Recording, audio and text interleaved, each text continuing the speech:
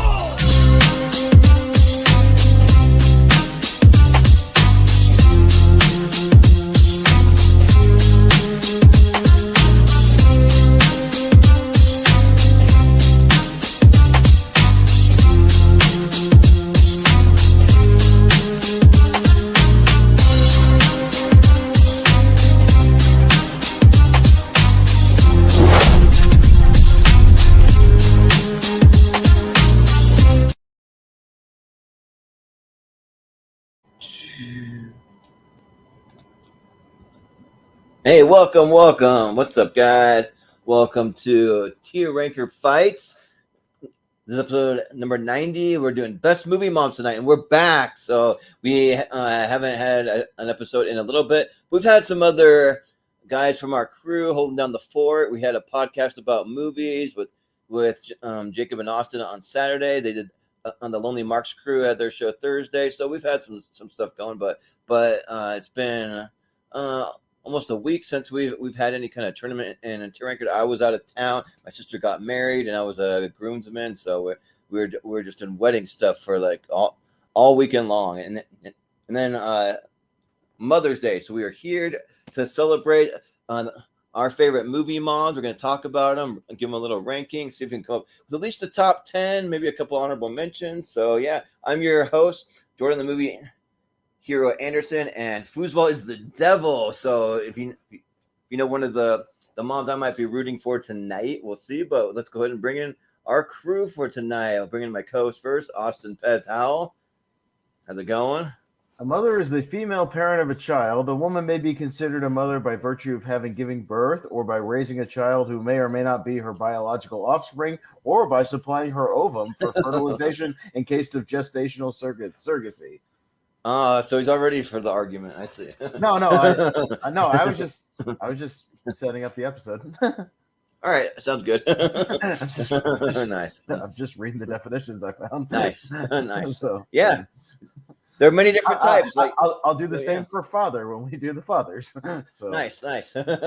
Sounds good. Yeah. So if you wonder what what a mother is, it can be a lot of different. What are you, things, Matt Walsh? Relax there, Jordan. No, I'm not quite there yet. But then we also have joining us. I'll bring in Chris Scott, Casablanca kid. What's up, guys? I'm excited to talk best movie moms. I feel like there's a lot of them, and I feel like there's a lot of really crappy moms out there. So I think there's a lot of crappy movie moms. More so, like we were talking about this. We were like, we might have to stretch to get to the extra on this one, or like entertainment value. Because I feel like the good movie or the good moms on screen are television. Well, like I know we ran into that when we were talking TV too. Like there are some moms that stand out to us, but I'm like, as a real mom, and if they really existed, wow.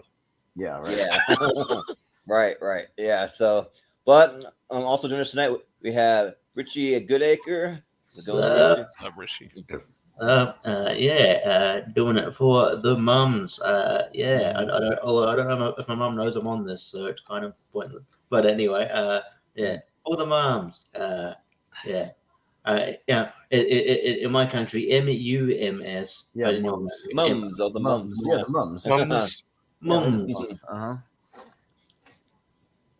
When me and Malcolm were going back and forth, he kept calling them mums. I was calling them moms, and we're like, it's all the same. Yeah.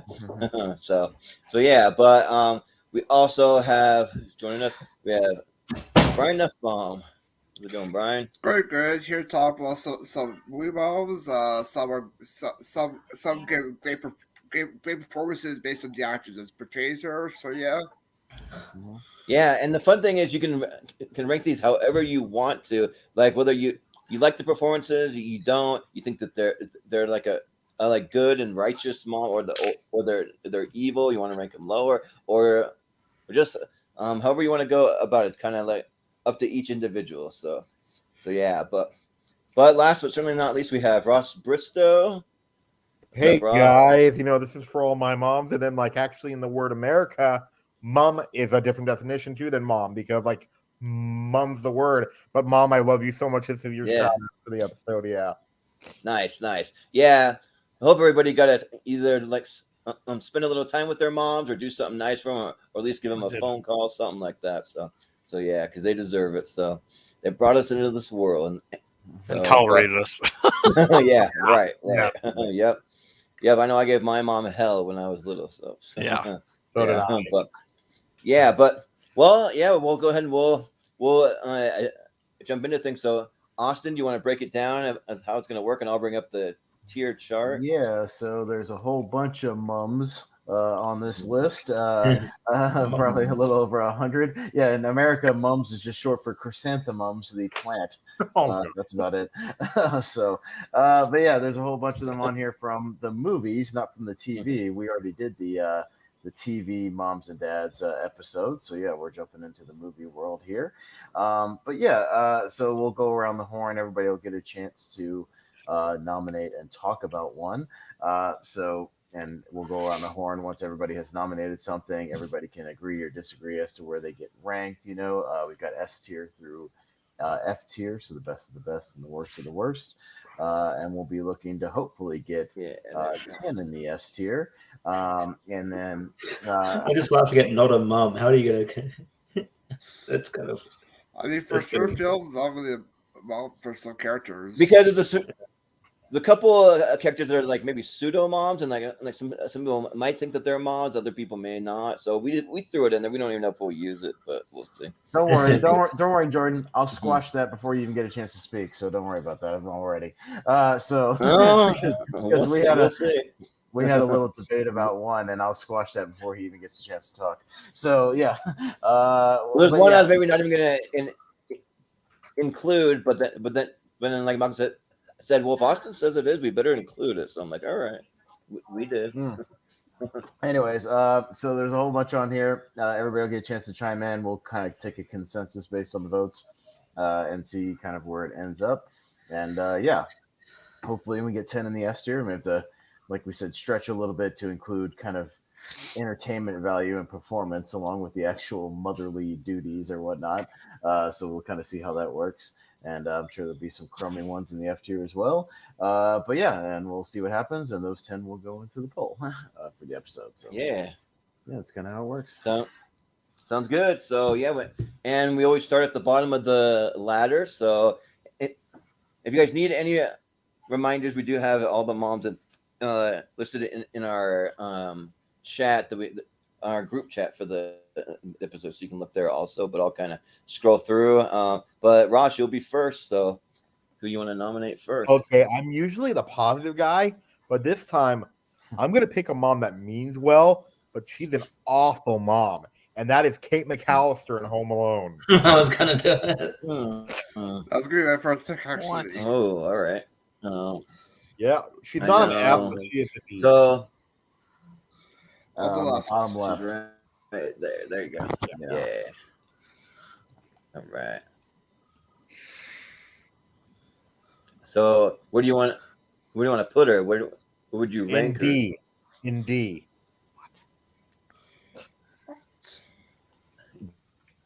D. Ooh, that might be fighting words. We'll get to that in a minute. But yeah. All right. So you say D.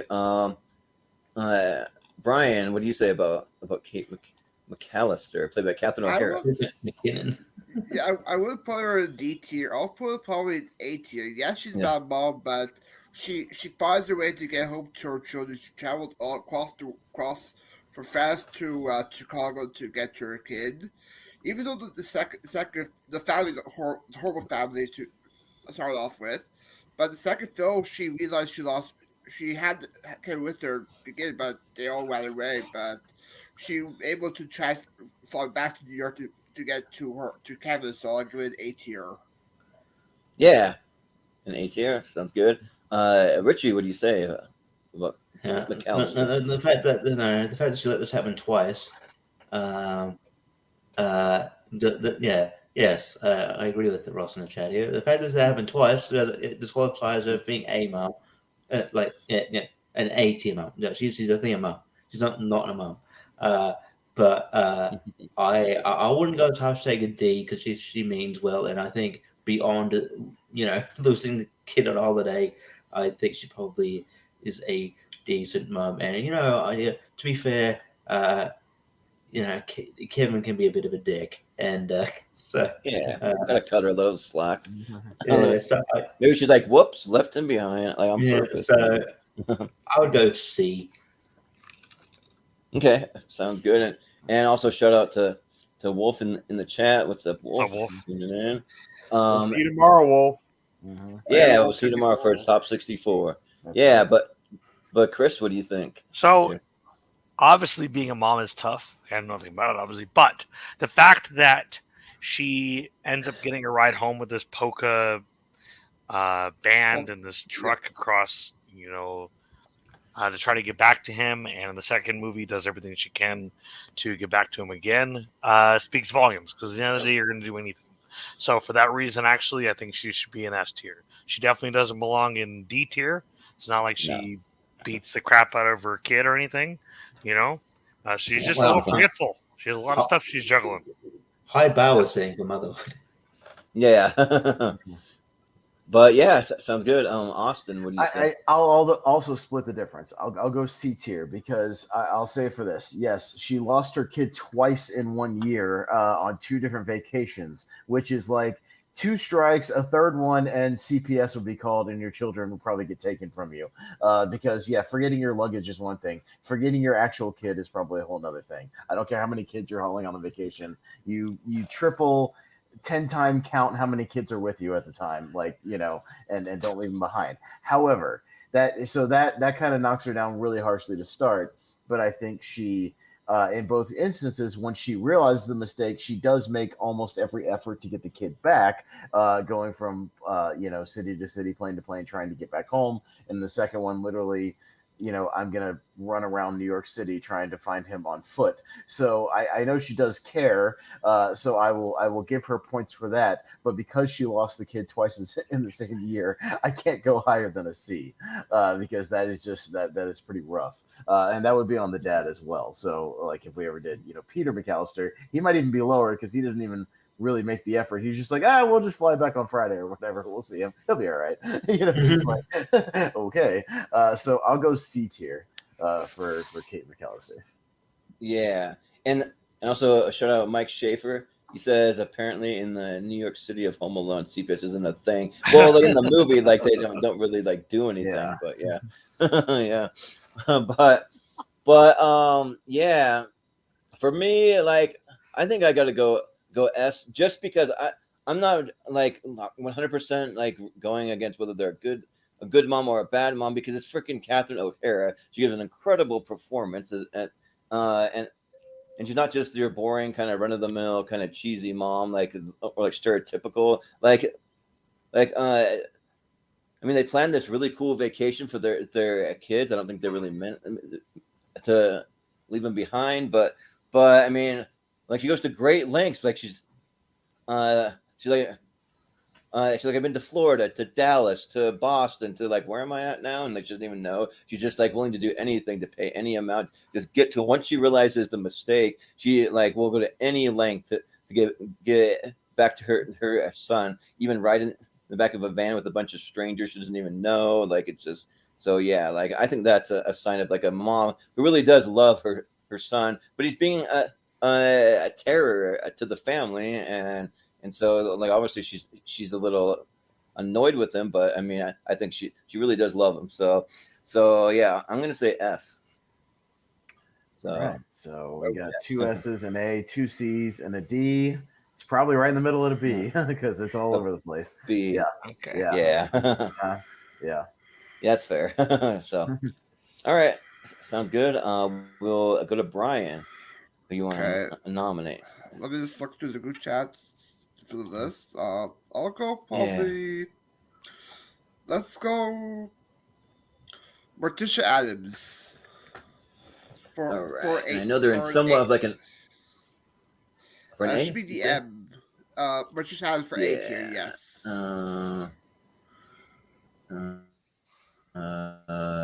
Morticia. Should be probably. Maybe I've seen it there. Maybe it's here. It should be if there. anyone sees it, let me know because Malcolm did this, not me. Yeah, I'm pretty sure I saw it too. KLM. It should be like right. Should we go maybe go down some more? Unless he left her off. No, I saw it. I think you're MA. Yeah. Oh, yeah, she used that picture for it. The cartoon. No, Angelica Houston well, right you can there. count the cartoon. You can count the Angelica Houston. Yeah. No. Yeah, there's both one of right them. next to it. Okay. Yeah. Okay. Yeah.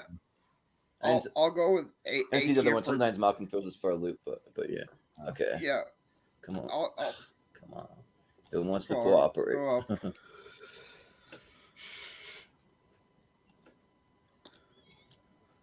You say A tier? Yeah, A tier. You can go ahead and say what you want to say. She's a loving mother. She cares for her kids. Wednesday Pugsley. She was even able to father a baby at Pubert. Even though her mother instincts stopped that well, she did hire a nanny who ends up trying to kill the whole family. But overall, for performance wise, it's A tier. Yeah, sounds good. Richie, what do you think about Morticia Addams? This is hard because performance wise, yeah, I would agree, and it's like I almost say S, but I don't know. I don't know how good of a mom she really is. She's like kind of controlling, pretty abusive. Oh, it's kind of hard. It's not an F. Look, I'm gonna go C again. Yeah, sure. Chris, what do you say about Morticia Addams? Oh, this is tough. But I mean, just for her performance alone, I feel like she sort of set the bar, 100%. So I'm gonna go with S tier. Yeah, sounds good. Austin, what do you say? I'll go B tier because I like the performance. Those Addams Family movies aren't my favorite thing in the world. I kind of am more keen to like Raul Julia in those movies than her. There you go. As far as her being a mom, I think she does care for her kids. I don't know how much she cares for their safety because they're constantly like trying to kill each other. Like put each other's heads in guillotines and chasing each other with axes and putting each other in torture devices. Like it doesn't seem like a very safe environment for each other's kids, and she hasn't really taught them to respect each other's boundaries. So it's weird because I mean, she seemed like the person that would defend them or stick up for them, but yeah, she kind of lets them do some really crazy shit unsupervised. So I'll go B tier. Yeah. This one's kind of tough because I want to give it S because freaking Angelica Houston and she's awesome in the role, and she's like really cool with everything that she does. She plays the dark really well. She's my favorite Morticia Addams ever put to screen. But at the same time, like she kind of doesn't really care. But at the same time, like she's kind of just, I mean, nobody in that family cares if they live or die or like anything unsafe or does right or wrong or like anything. So it's kind of like they're all that way. But at least like I feel like they could use a little more guidance. But she did bring another child into the world too, like that we saw in the sequel. And I mean, you do see that she does care, but I mean, not a lot. So I think A is probably perfect. Yeah, I'll say A. Ross? I'm going to put her as a C. she does care, but like to like jump off what like Austin said about the trying to kill each other. Like this one time, like she realizes that the daughter is now like doing the torture way wrong, and then she says, "You know better," and then she literally teaches her daughter how to torture the son. So yeah, he's here. So yeah. Yeah, that's fair. So, what are the votes at? An S, 2 A's, a B, and 2 C's. Probably B yeah. again? It would be borderline A, B. I don't know. It's kind of borderline. Maybe just put it in front of Catherine O'Hara. Yeah, a little in front of Catherine Yeah. O'Hara because Catherine O'Hara had a few lower votes. So yeah. Okay. All right. Which is funny because Catherine O'Hara seems like a saint compared to Morticia, but I agree. But Richie. But Richie, he gonna All right. I'm gonna go Elastigirl from Incredibles. Ooh. I see her right in the middle where you are right now. Actually, yeah. Yeah. I'll go S too. Cool. I think she's just a great mom who obviously cares a lot about her kids. And can defend them and kick ass when she needs to. And obviously in the second one, she primarily does that while and she kind of sacrifices herself for the protection of the kids. And goes away. And I think she shows that she'll do anything for her kids, and it's voiced really really well by Holly Hunter. And I just think it's sort of when you think of movie moms, I especially like not more recent, but like sort of more recent compared to the other ones you've mentioned. I do think of her. She's a great character, so I'll go Elastigirl. Mm-hmm. Yeah, that sounds good. Chris, what do you say with Elastigirl? I think Elastigirl has nothing but her kids' best interest in mind at the end of the day. Yes, she is a superhero, but at the same time, she hangs it up to spend more time with them. Yeah. To a degree. Or I guess that's more her husband, but still. I think that at the end of the day, she's a very loving mother, and she definitely deserves that S tier. For sure. Yeah. Austin, what do you say? Now you're talking. Elastigirl's an S tier because she actually cares about the safety of her kids. She can defend her kids and does when she needs to, but she also cares about keeping a functional household, and also teaching her kids not to use their powers to their excess. To that's another way to kind of keep them safe, to not get blow their cover. She cares about her husband's whereabouts, and not to an overly extent, but just she likes to know where everybody is, but to a reasonable degree, as a mom would. And she looks out for the best for everybody. And when push comes to shove, she'll put herself in harm's way to protect everybody around her. So she's a great mom, both in the house and out in the field doing the superhero duties. So I'll give her an S tier. Yeah, and also Mike, yes, Mrs. White from Carrie's on the list, and she's probably a top. We'll talk about her after. We'll talk about her. We'll get to her. Yeah, we'll get to her. Yeah, don't worry. She's the most worse than Carrie herself. So, we have the bad ones on there too, so we'll get to there. Yeah. But as far as Helen, aka Elastigirl, she's great, and I think that she's portrayed great by Holly Hunter. I'm a big Holly Hunter fan. She's a great actress, and in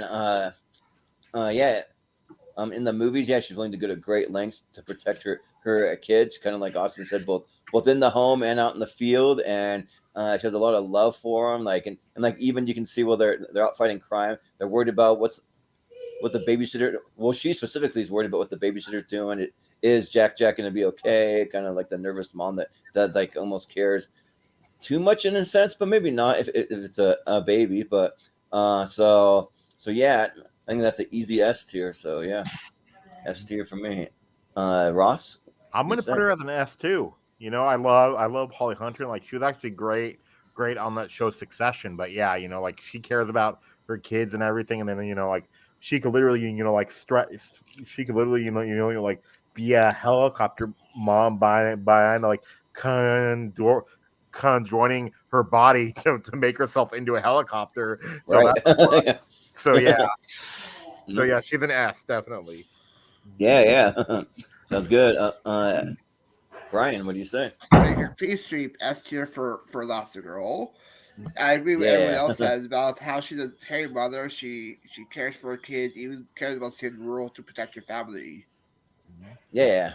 So Right. be a clean sweep. So clean sweep. And that's how you nominate. I got all S tiers. God. Yeah, there you go. yeah, right. That's how it's done. Yep. Well, Austin. No, Chris. You're gonna go. It's Chris. Me. Chris. Oh yeah.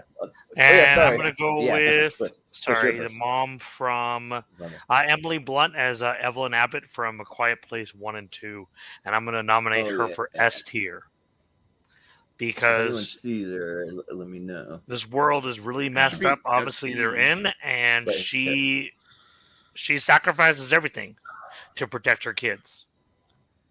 And so what I think she does is phenomenal, especially, in part 2, where she takes even more of it on herself to become this incredible mother to protect her kids in this messed up world. She absolutely belongs in S tier. Yeah, sounds good. Austin, what do you say about Emily Blunt in A Quiet Place?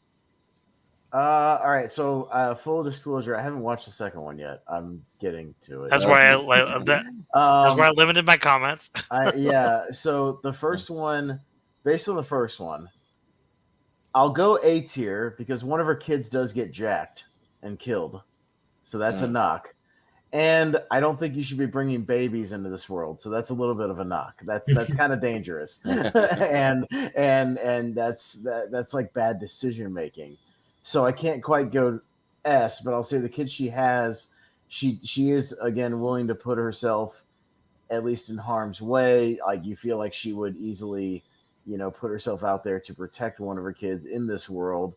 She does try to make good decisions for the most part. I'll go A tier. I can't quite go S. I'll go A for Emily Blunt in Quiet Place.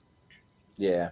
Well, I mean, I kind of think that when you're in a world like that where there's aliens and all kinds of things, that could be forever. And so someone's got to bring kids into the world. I mean, may not seem like the smartest idea, but someone's got to do it. So, and yeah, I think she's a very loving, very protective mom.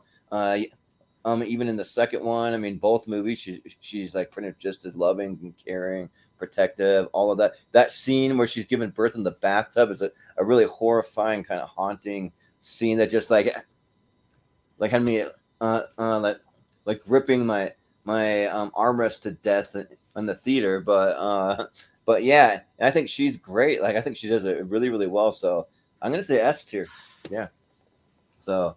Ross, what do you say? I would put her as an A. Is because like it's the whole baby thing, and then like okay, it's because 2 and plus like what she does though. Like I don't know anything about babies, but the scene where she puts the baby with the oxygen tank in the box, I think that's pretty damaging to babies. So yeah, so I'm gonna put her as an A. Yeah. I mean, no, she's got a oxygen tank on there. And baby's breathing. It's fine. Yeah, but Brian, what do you think? Yeah, I always see only the first one. For the first Quiet Place, not the second one. But for me, I would rank it probably an A tier. I have to agree with Austin about how she did care for our kids and the previous her kids. So I'll give it an A tier. Okay. Yeah. Richie, what do you say? Yeah, I'm also in the camp of seeing the first one, I've seen the second, and I'm also in the camp of Austin. Yeah, there. I think you have to knock a point off the for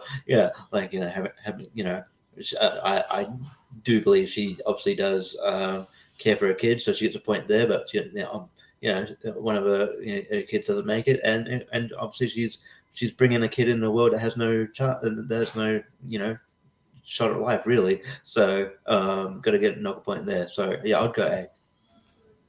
Yeah. Okay, so sounds good. 2 S's and 4 A's. Right, A, right? Yes, and I'm one of those people though where I've seen both of them part 1 and 2, And then like I remember nothing from the second, so that's how forgettable it is. The second one's so freaking good.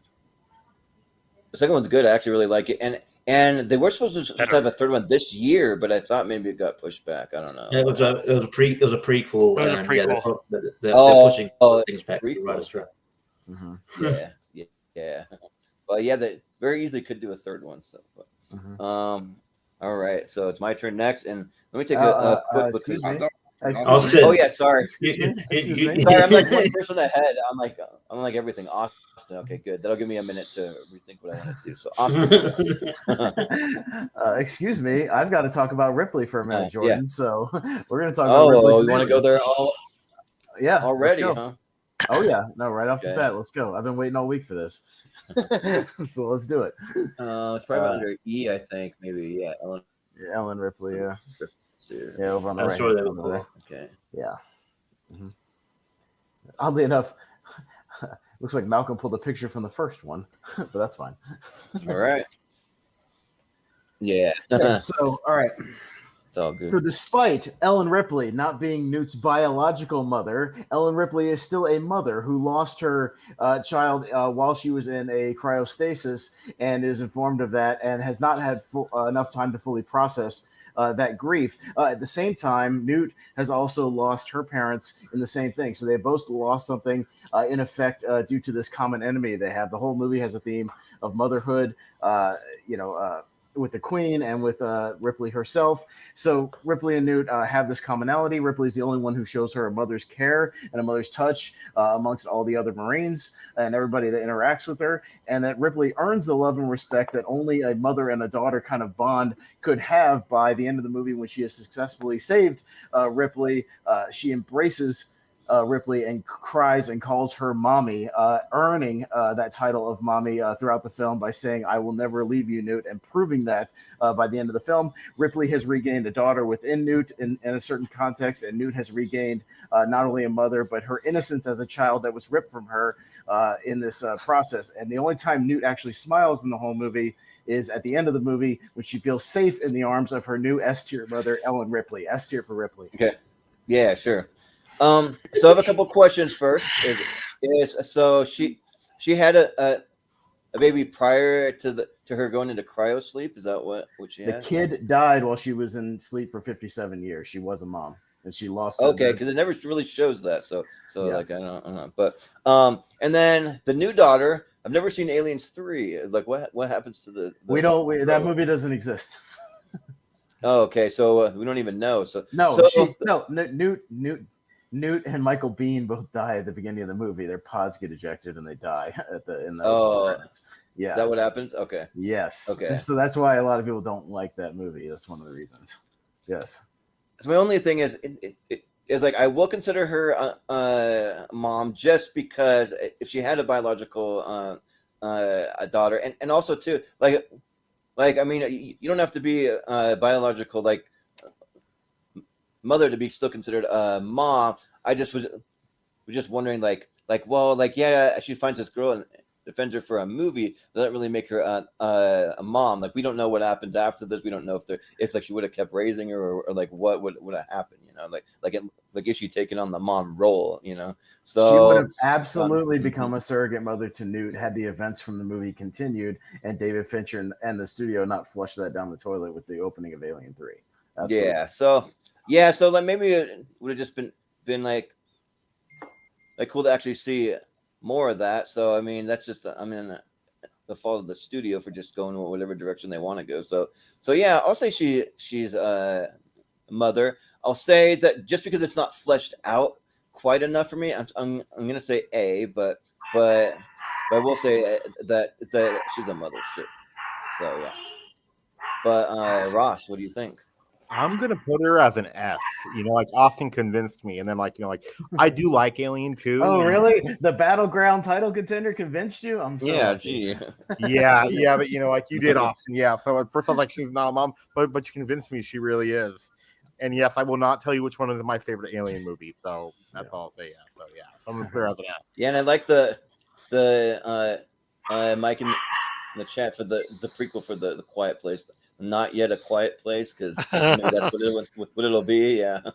So, but but and also there's found family too. I mean, that can still be family. Yeah, you're right. So yeah, adopted, so Brian, found, yeah. I'm going to put her in S tier as well. She is brave. She is responsible for keeping this kid to the movie, even towards like the last end of Aliens with how the alien was about to eat the kid, and she's like, "Get off her, you bitch!" So S tier for me. Yeah. Yep. Richie, what do you say? Yeah, I mean, honestly, yeah, I was to make a compelling argument, but I was ready to go S tier anyway. So yeah, because yes, she is still a mom. She's a mother figure to Newt, and yes, I probably would have brought this up had Austin not, but I knew he was going to bring it up, so I knew that. Yeah. I knew that was what he was talking about. I don't think there's any chance he wouldn't. I knew that was what he was referring to at the start of the show. I'm like, okay, yeah. So, but yeah, so S. Yeah.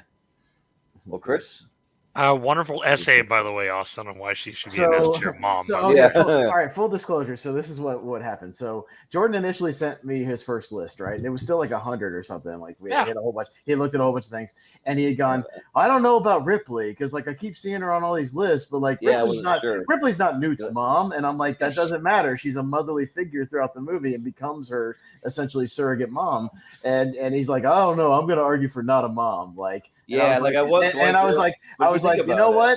All right, well, you're gonna bring the battleground out with me, son, and I'm bringing my shit. So let's go. Let's go. I'm gonna treat this like a debate. Let's go. I'm gonna prove it. That's what I kind of figured, man. But anyways, yeah, the way she steps up and she becomes a mom to this girl that was not originally her daughter is incredible. You know, yes, she definitely shows motherly traits throughout. The way she protects her and takes care of her, absolutely, she's an S tier mom, 100%. Yeah.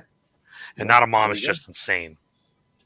Yeah, like I kind of thought about more because I've known a lot of people that have like not had their real mom, but had a family to raise them. You know, Yes. So that's still a mom. So That's just look, I fully believe that if Neil Blomkamp had done his Aliens movie that he wanted to do, where he was going to negate like parts 3 and 4 and stuff like that, and just gone off of the first two. You absolutely would have had something where Ripley and Newt were still together as like a modern daughter. I'm absolutely convinced of that because they have absolutely embraced each other as mom and daughter by the end of that movie. Yeah, yes, and then like, is Mad Max the dad then? That's a good question too. Yes. Yeah. What? Yeah. Is Mad Max the dad? Remember, like it's the same thing in the Road Warrior. Remember? To the feral kid. Yeah. That feral kid's a little fucking caveman kid. No, not really. Mel Gibson ain't no daddy to that feral kid. No. I would push back against that. Yeah. Well, that was my turn. Yeah. Yeah. My turn now. So I'm gonna go with one that was one of my favorite movies from last year. I'm gonna go with Michelle Yeoh from Everything Everywhere All at Once. So her name's Evelyn Quane. Evelyn Quan Wang. So if I can find it's probably under E for Evelyn, I imagine. Yeah, right there. So yeah, I think she's a great mom because like in the beginning you like see her kind of struggling with her teenage daughter, the daughter that like has some LGBTQ connection. She's not sure about it. She's not sure how she's gonna introduce that to the rest of her family. She's having some marriage issues, and then through this whole kind of going through all these dimensions and like learning more things about her daughter and just her own struggle and like her life and like seeing how it could be. Maybe she could be happier, but then she doesn't have a good relationship with her daughter and in certain instances of the multiverse that like by the end she said that of all the places she could ever be, the number one place she wants to be is here with you, here with her daughter. And I think it's a very sweet moment, and at the end she really fights for her family. She fights to be a great wife, to be a great mother. Yeah, like she. Oh yeah, but yeah, I think she's great, and I really like that we get to see it, kind of like the evolution of a lot of that. So I'm gonna say S tier for Michelle Yeoh. Ross, what you saying? I'm gonna go with A. She has to learn, but the learning part is really good though. But still, like, I'm gonna put an A only because now like she actually kind of a liar in a way, is because like she blames her dad for her old fashioned, like for her daughter not being able to come out as gay, but it was really her prejudices too. Yes, but she learns from them, but still she's an A. She's not an S for me. Yeah. But some of the best moms aren't always perfect. They make mistakes and they learn from their mistakes and learn to become better. But Brian, what do you say? This is like one of the biggest blind spots for me. I haven't gone around and seen this one, so it's one of the biggest blind spots for me of last year. All right, that's fair. Yeah. Then, which actually I should have included. Haven't seen, but that's fine. Richie. Actually, I think I did include. Haven't seen actually. It's on there. But Richie, what do you say? Yeah, I wouldn't go S just because like I think she's not like an all time mom for me. Maybe on more watches I would be like okay but yeah, she's definitely a great mom. But there's not and she definitely like Ross said, she doesn't have to learn. But yeah, I'd go A. Yeah, sounds good. Chris, what do you say? So I'd say that. So we sort of see her adjusting to this, but I feel like she's sort of forced into this situation to have to do what she has to do, and then at the end, like almost out of like, oh my god, I almost died several times over. Suddenly, she accepts her daughter and realizes she wants to be home. Not in the beginning. For that, I would say that probably a B. It's definitely not. I mean, her performance is incredible, but if we're talking about general mom, her dad's a better supporter of her than her mom. If I were talking dads in this, he would get an S tier, but not her. She would get a B tier for me. Yeah, but her performance is incredible. It's hard to, or going just moms. Yeah. Yeah. Well, Austin? Yeah, it's something to where, because we'll probably talk about Kiki Kwang's character, when we get to the dads as well. Yeah. But yeah, I think it's like I do think she goes through a journey in that movie, and she does kind of come around in the end. But yeah, she seems kind of distant and not all truthful with her kids at the beginning of that movie, and I do have some knocks. And like Richie said, I think it's a little too soon to put her in like the S tier of like an all-timers club. Like give it a couple of years maybe for me. But yeah, I'll still go A tier. Like I think she's solid, so I'll say A. Yeah. So it's like an A and like S3, an S3 S3 A's and a B. So right in A. Yeah. Uh-huh. Yeah. So right there. All right. Sounds good. So we're back around to Ross. So what do you want to go for? Okay. Let's see. Yeah. Oh yeah, Brian, don't feel bad for not seeing that movie because like my friend Ashton has not seen any of the Indiana Jones movies. So well, neither has Richie. Much like somebody. Yeah. Yes. Yeah. Just like Richie. 85 is gonna be 2.5 hours. Hey, Richie, the clock is counting down. You got a little over a month. Okay, I'm gonna pick one of the best moms on the list, and that is Beverly D'Angelo in the Vacation movie. Yes. Okay. Yeah. Okay. I'm gonna put her as an S, is because like Ellen. Yeah, Ellen. Yeah. Ellen Griswold. I see. Oh, Ellen. right. I see it. Right there. Okay. Yeah. Yeah. All right. So where do you want to put it? S is because like she loves her kids. I'm assuming. Like she defends them, and then like she's just a loving presence and a great mom. So yeah, that's why she's a great like, and then like she actually has one of my favorite jokes in the whole Vacation movies. If you watch in Christmas Vacation when they're like cutting up the turkey, right? She flings the turkey over her shoulder. Yep. So yeah. You try not to hurt anyone's feelings. Yeah. Yeah, and we'll see what happens when we get to the best movie dad for Clark Griswold. I don't know if he's in this, but no. Yeah, we'll talk about Clark when we get there. So yeah, I'm sure he'll come up. Yeah. And he kind of holds his family hostage in a lot of ways. It's kind of weird. Yeah, literally and figuratively. Yeah, right. But Brian, what do you say about Ellen Griswold? Yeah, I'm going to give Ellen S tier. She's like one of the hottest movie moms out there. And she's loving mother to her kids, even though each week her kids change actors. But yeah, I quite enjoy her performance. But yeah, S tier. Yeah, if we have those three in the S tier, three of the hottest movie moms right there. So, Richie, what do you think? Yeah, I sort of toss up between S and A, but I think I'm going to go S. She's sort of the glue that holds the family together, because I feel like if she wasn't in the picture, the kids would be dead. The kids would be dead or in jail.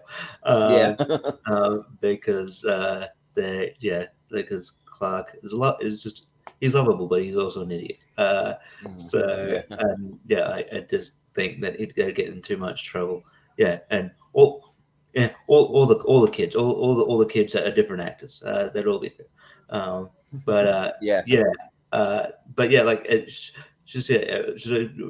She's probably one of the best movie wives if you do that too. Just a long-suffering wife who sticks by her husband, even though maybe you could argue that she should divorce him. And she loves her kid, and she's just she's the one that kind of is the only one that can sort of rein Clark in when he goes off the rails a bit. So I'll go S. Yeah, sounds good. Chris, what do you think? Absolutely S tier. She does an incredible job taking care of them, and like Richie kind of said, sort of holds the whole family together. I think she's essential, and even wrangles in her husband a little bit. Yeah, right. For the benefit of her whole family, probably. Yes. So, yeah. Yeah, but Austin, what? We'll talk about Clark when we get to the movie Dads, because we can have a debate on that. I think he's reckless, but as far as Ellen is kind of the voice of reason of a lot of these movies. She's sort of the one that's like, no, this vacation is getting out of control. Can we please rein it back, or maybe go home, or can we, can you stop with this nonsense? You're endangering people, et cetera, et cetera. She actually cares for the well-being of the people around her. But she wants what's best for everybody. So she loves Clark. She wouldn't leave him or anything like that. But yeah, as far as the movie moms, I would probably go S tier. I think she's a really solid mom, and she kind of is the glue that holds everything together. Yeah, I would agree with that. Yeah, I think she is. She's definitely the glue that holds them all together. She really cares for the safety. Even in Christmas vacation, she's like, Clark, I don't want to spend the holidays dead. She's really trying to just talk some sense into him. I think she is thinks her husband's crazy, but at the same time she still loves him and calls him Sparky and all that stuff. But I mean, yeah, she you can tell that she loves her family. She has raised good kids, even though they're different actors. They're still turn out to be pretty decent. And also I think when we get to the best movie dads, might have to include cousin Eddie possibly. He is a father, so they might not rank very high, but you never know. I'll say S tier. All right, so there you go. It's a clean sweep, so I think it goes even above Ellen. Yeah. Ellen would have been a clean sweep if not for somebody on this panel. Yeah, sorry. Sorry, I couldn't quite do it, but yeah, we'll go to Brian now. Who do you want to nominate? I'll pick up Michael Jordan's mom from Error. All right, which I don't know what the first name is. If that's where it would be, but could be if anyone sees her or go by actress. Maybe it was in the chat, but I don't. Hang on. I'll look and see. I thought if I see her, Viola Davis. In the chat, it just says Michael Jordan's mom. No, it says Viola Davis. I just saw that lady though from Throw Mom on the Train. You want to know the crazy thing? She was 59 when she died. Oh wow. She looked way older. You want to see that picture of Viola Davis somewhere, but it's not. That's who it is. If it's not there, I'd go for a different one. No, I saw her. No, I saw her. I saw her too. She was on one of the. She was on the last. There she is. Oh yeah, here you go. Yeah. I wouldn't put her S tier with very recent. All right, so what do you want to rank her? I'll put it A tier since this is like brand new. But for her, she's like deciding her future for Michael Jordan, like trying to decide which shoe company he should go with. Even her chemistry with Matt Damon's character, even the phone, decided went for Sun Song on A tier. Yeah. Richie, what do you say? I'll say that's just the biggest blind spot of 2023. I still haven't seen it, but it's on Prime now. So. It just dropped on Prime like 2 nights ago. So it dropped on Prime. Cut people some slack if they haven't seen it yet. It just now dropped on Prime. Yeah. No. Yeah. So I have to abstain. Okay. Yeah. Well, Chris, have you seen it? Yep. I had not seen it, and I don't know. I kind of started to watch it, and it was kind of boring. So I guess I'll probably start watching it again, maybe. But yeah, it didn't really do anything for me. Sure. Yeah. Well, Austin, give it a chance, Chris. It's my second favorite movie of the year so far. Oh wow. Okay. Well, then I'll definitely give it a chance. Yeah, give it a chance. It's really good. Yeah. Yeah, it's really good. So I have seen it. Again, recency thing. I can't go S tier.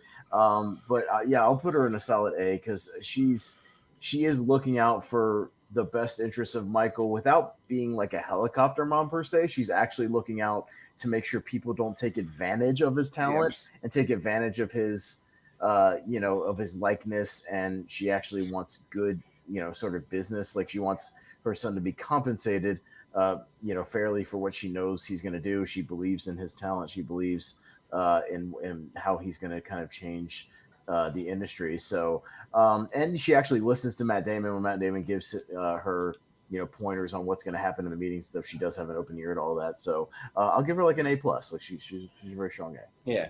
Yeah. I think that's just kind of, it's hard to really see like how exactly she is as a mom because the movie's kind of more about the. We don't see her like at home with Michael like at all. Yeah, which is why I can't go S because we don't see her interactions with Michael himself. Who plays Michael? Who plays Michael in it? It's just a guy. They don't. It's uncredited. It's just some guy you never see from the front. It's just from the back. Around occasion. You never see his face. You see him from behind. Yeah, but then also too, like when they're deciding whether or not to take a meeting with Nike and Matt Damon, she just comes back and she's like Michael will decide he's going to meet with you under these circumstances, blah blah blah, and it's like you don't know if it's the mom just kind of pushing him to do it, or if it's like she actually sat down with her son and actually talked it out, and then like Michael decided, or like what's gonna happen. Because she does kind of seem to me like the kind of mom that'd be like, no, this is a good idea for you. You're gonna do this. You're gonna do it no matter what. You're gonna give these guys a shot. That kind of thing. But I don't know for sure. It's just hard to really see because we don't really see that. So I think A is a good spot for it because she does seem like a really good mom. But just like we just quite don't see enough of it. I think because you don't even know. Maybe like she's even out for part of it for money herself. I mean, I doubt it, but like you never know. So you just don't see enough of it. So, but Ross, what do you say? Haven't seen it. Oh, okay. Well, we still have I'm getting tired. I'm getting a little tired of those business movies. Though I'm getting tired of like about the founding thing. Like we've already had so many this year. Like we had Tetris, Air, and then Blackberry. Blackberry. But Tetris is amazing. I just want sports. I want sports business movies. That's what I want. That's my favorite. More sports business movies. Yeah, more draft days. Tetris is one of my favorite movies of this year, hands down. Mm-hmm. Was Blackberry out yet? Did that come out soon? Yeah, it's out. Okay. Yeah, I haven't seen that yet. But then they also have the Flamin' Hot coming. There's more of them coming. To Hulu. Yeah. So yeah, but yeah. So it sounds like A tier. So all right, Richie. I'm gonna pick one that I was totally like when I think we've talked about where when you're a kid you're like, oh yeah, I don't see this person's point at all. She's a bitch. But then when you get older, you're like, yeah, you see a point. But I don't know. She's an S tier. But I'm gonna go Sally Field from Mrs. Doubtfire. Right there, Miranda. Right. Oh, yeah. Which? Oh yeah, she's right there. There you go. Like Brandon Hillard. Anyone see she's right there. Yeah. So I think she's definitely right to do, also because obviously Romulan's character couldn't grow up, and I can understand she'd be kind of sick and tired of it, but and then there's she's definitely a caring mom that wants the best for her kids, but then I think she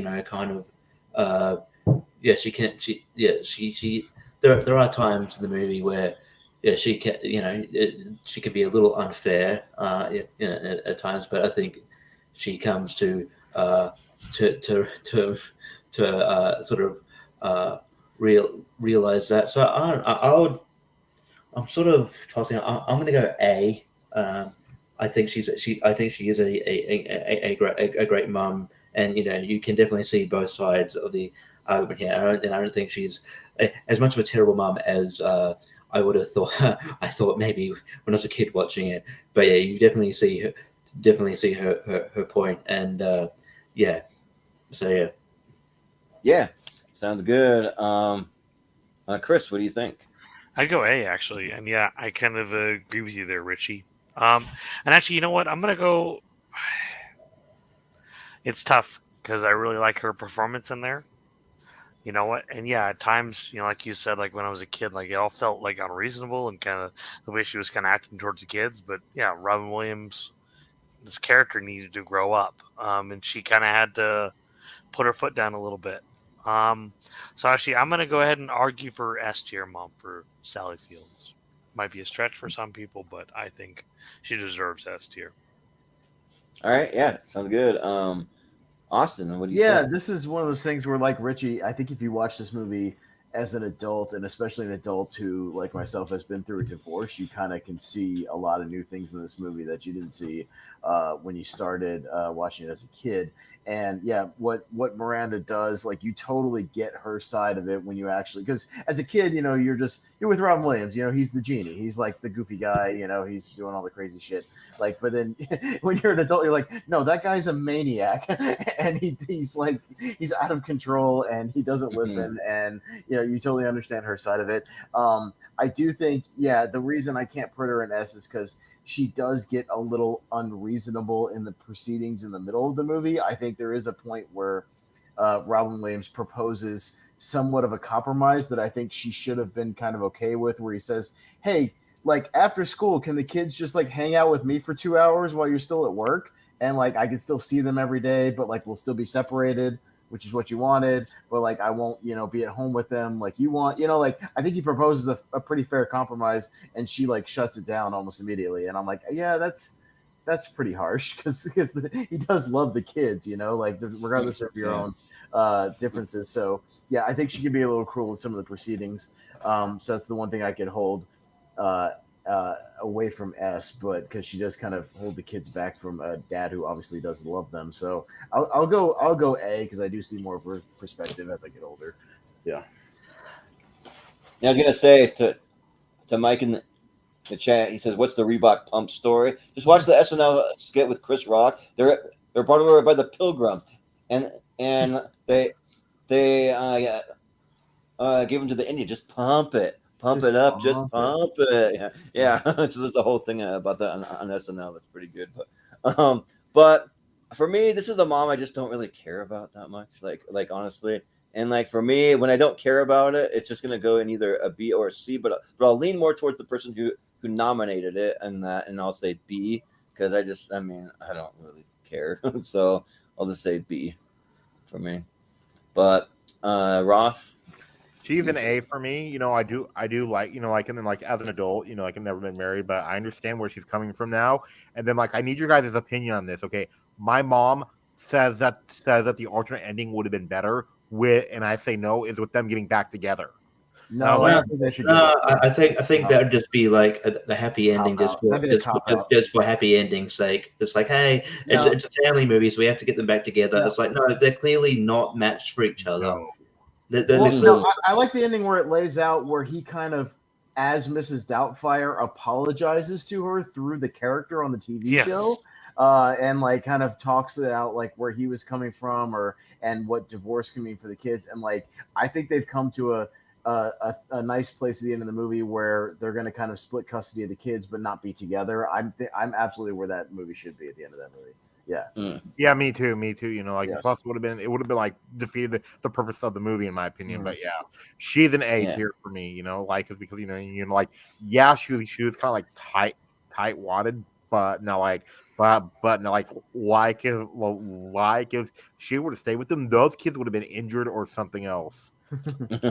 Yeah, you never know, but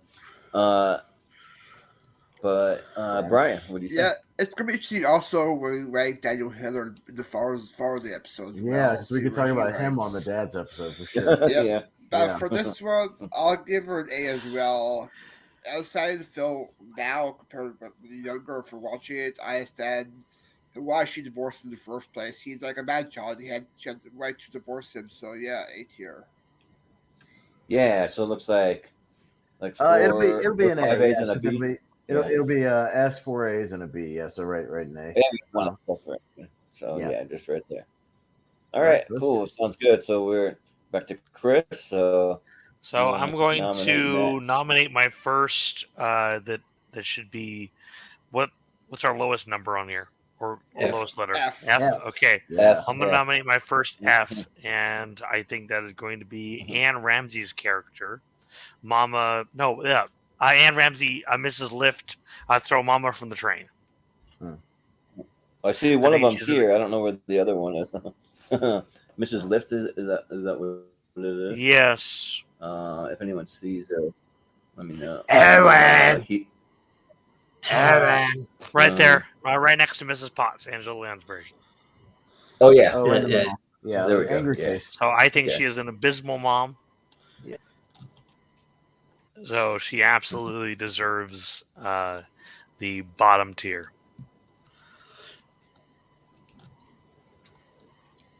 To be thrown off a train? Yeah. Yes. Yeah. Yeah. All right. Well, Austin, what do you say? Throw Mama from a train is a blind spot for me. I haven't got around to seeing it yet. So sorry, but if they want to throw her from the train, yeah. Well, to be fair, I don't know if they have a reason to or not. I haven't seen the movie, so maybe they're just shitty people. I don't know. But I was that actress always plays a shitty asshole. So like I could probably imagine. Yeah, she does. She's an asshole in The Goonies. She's an asshole in Naked Gun 33 1/3. She's an asshole in There's the Wes Craven movie. Forgetting, but one where she gets the basketball thrown in her head and her head explodes. Dang. Yeah, I forget the name of that one, but yeah, she's an asshole in that one too. Yeah. Well, it's also a blind spot for me. I've never seen Throw Mama from the Train either, so I can't really say. But yeah, for characters like any of those other ones, it's probably an F. So yeah, she is. She is an F. She is an F. Trust me. Okay. And I was just quoting it when I went, Aaron. That's how she calls Danny DeVito's name in it. So yeah, really? Awful. Yeah, I'm like, I can't believe in that picture too. She was actually like in her late 50s. So yeah, she looks my damn 80. I know. Yeah, she does. Yeah, but yeah, she's an F definitely. Okay. Yeah. For me, I agree. I haven't seen it as well. So one was train, but I do remember the actress from The Goonies though. Yeah. Yeah. Well, Richie, have you seen it? Well, I guess Chris might get another pick because I haven't seen it. Okay, so I'm okay with her an F. I believe you because that actress always plays an asshole. So like, I believe you. I do too. I mean, I'm fine with it. So. Yeah, there's no, I think we can just believe you and then we can go on. Yeah, okay. I believe you. So I'll go in the dumpster pile. I'll nominate an F tier as well that I think more people have seen. So let's go with Zinnia Wormwood from Matilda. Rhea Perlman. So we'll talk about Danny DeVito.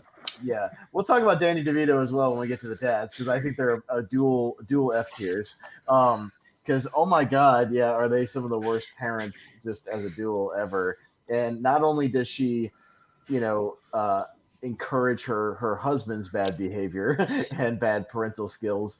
She's also very aloof, and she leaves her kid at home for long periods of time. Literally, when they came home from the hospital, she left Matilda in the car, like in the car seat, which is a huge no-no, like right from the beginning. Yeah. And she has no problem immediately signing away her rights as a parent at the end of the movie.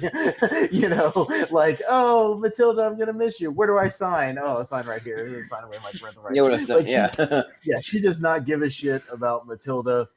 And she supports the parental skills of Danny DeVito, and we'll talk about him. He might be one of the worst of the worst ever. Mr. Wormwood. So she's in the dumpster pile of moms. She's really bad. So I'll go F tier for Mrs. Wormwood. Yeah, I would agree. Like it is kind of cool to see husband and wife playing side by side, the parents. Yeah, don't get me wrong. Like she's like they're very entertaining, like on screen, like they're funny, like to watch. But they're absolutely garbage human beings. They're just horrible at parents. And in the movie, Matilda, she gets a really bad rap. Like she has to deal with horrible, shitty parent. Then she goes to school, horrible, and like everyone's shitty there. Just like. I have to do with Mrs. Trunchbull and like all that stuff there, and she's horrible, and I would agree it's an easy F. So let's just leave her there. So, Ross, I'm gonna go with the F too. Like she actually she almost encourages the father's abuse. So like anybody that encourages abuse is an F tier for me.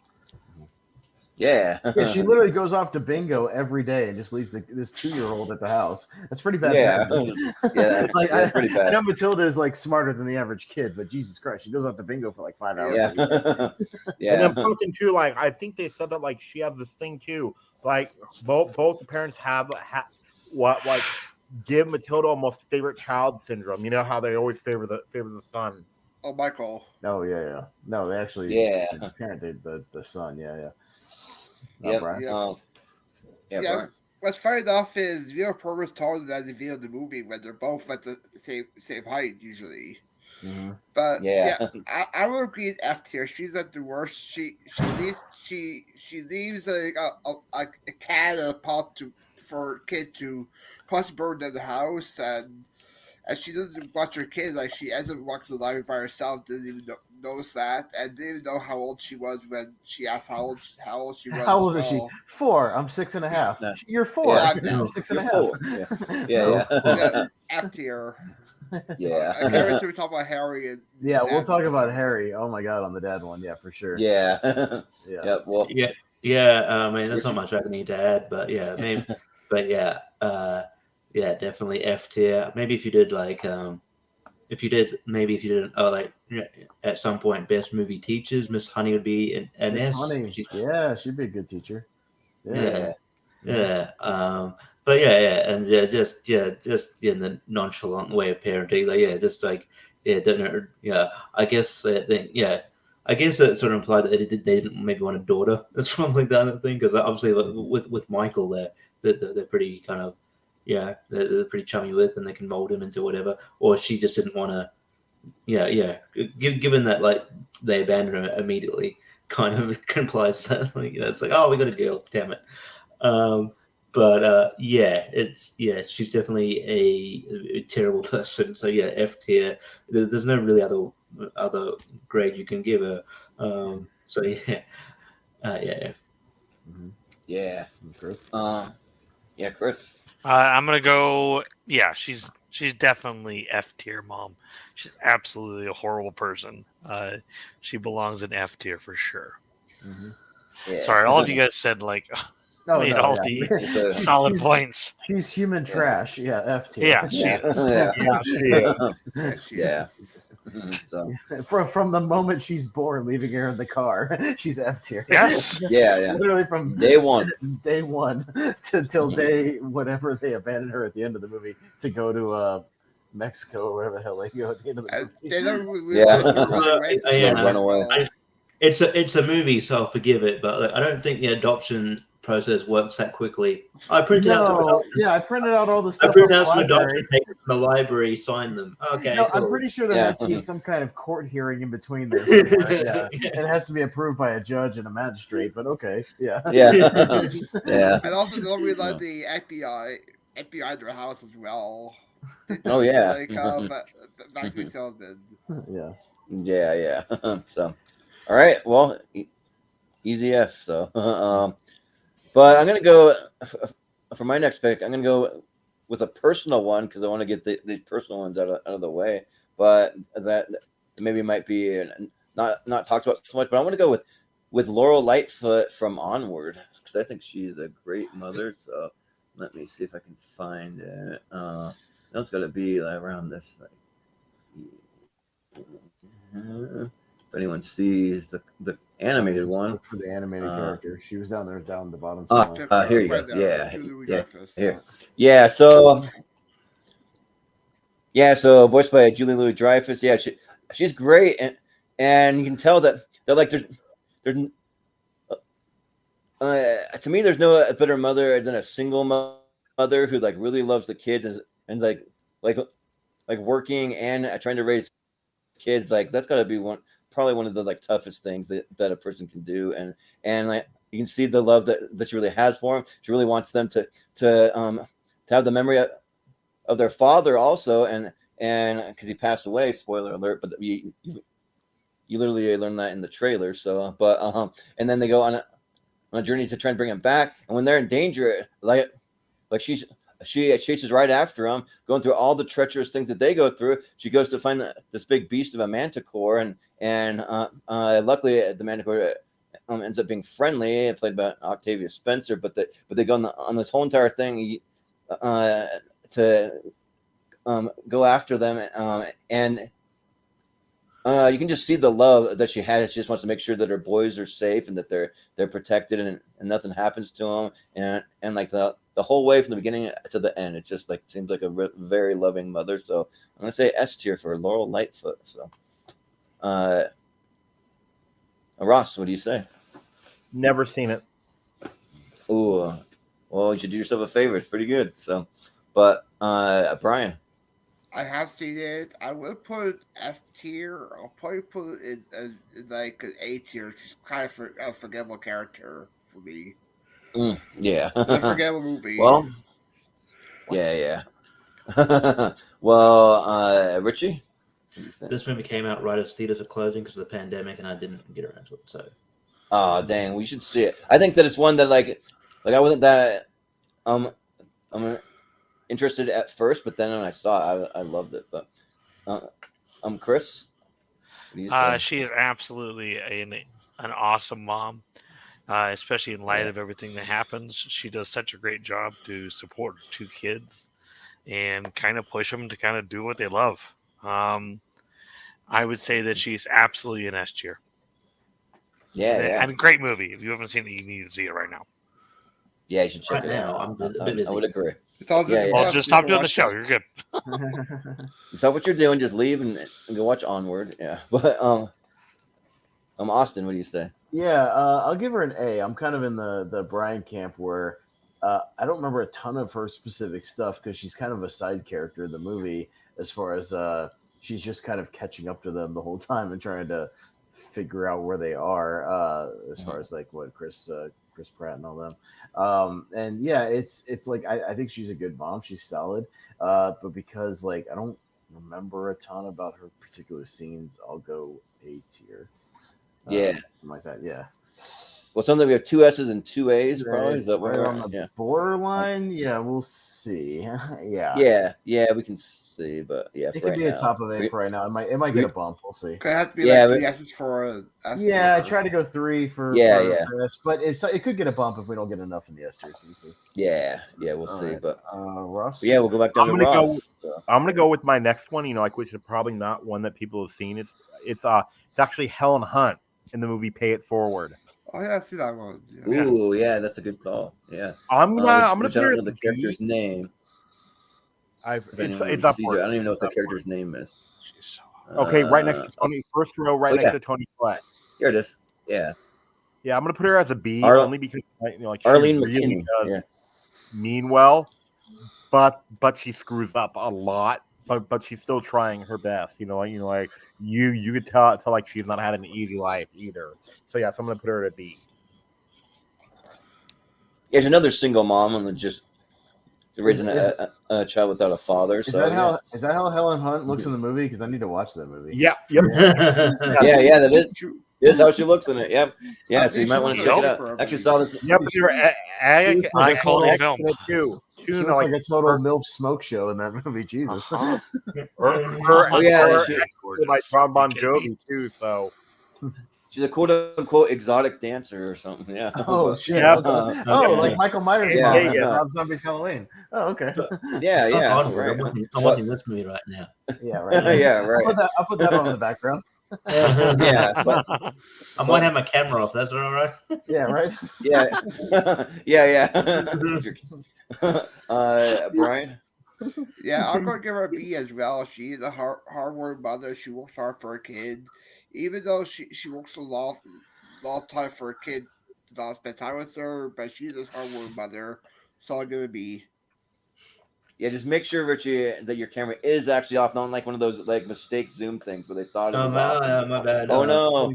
Like the CNN guy who was like jerking off on camera. Yeah, while he was on the show. Yeah, and they still brought him back to CNA or to CNN. Yeah, that's weird. He's still working there to this day, like on all the broadcasts. And then Don Lemon. Anyway, that's interesting. Yeah. And Don Lemon's gone. Yeah, but that jerk off guy gets to say. Yeah, anyway, jerk off guy gets a pass. Yeah, whatever.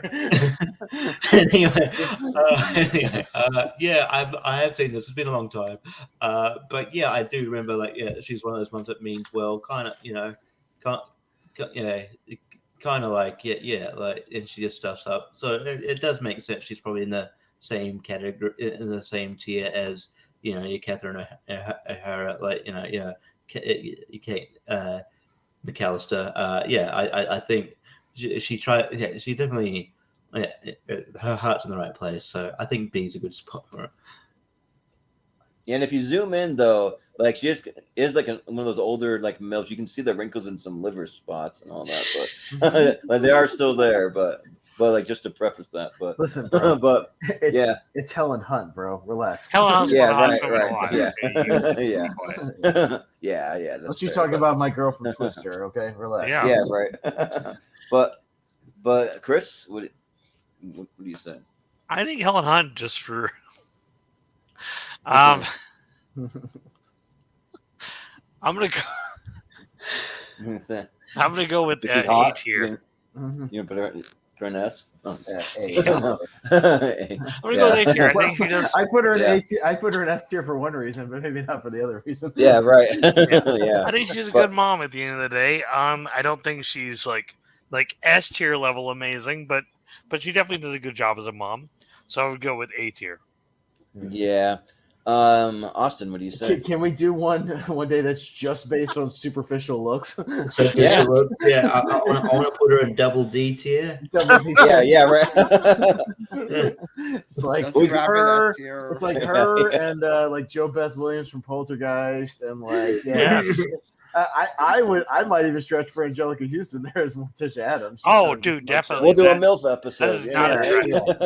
Yeah, like if we do one literally like no substance at all, purely based on looks and sex appeal. Just be sexist for 2 hours. Be sexist, 100%. We'll say it straight up. We'll warn everybody. You're like, listen. Yeah, we'll tell about the hunky dads too. Yeah, I'm hunky dads too. We'll write dad bods as well. Dad bod. I've thought about it before, like maybe doing like hottest actors or actresses or like those kind of things. Yeah, we were like, is that going to seem too shitty and like it might come off a little problematic. People might get a little pissed at. I don't know. Right. Yeah, I don't know. I mean, if we put up the warning, I don't know. We'll see. Maybe. Here's the Patreon warning. Yeah. I haven't seen Pay It Forward. So. Okay. Yeah. Yeah. So I saw Pay It Forward in theaters with my grandparents, so I saw that. But it's kind of interesting because like like she does love her son a lot. She's kind of like a deadbeat mom, kind of like she does kind of play that vibe, kind of like she's like she just kind of lets him go and play and like do his own things and like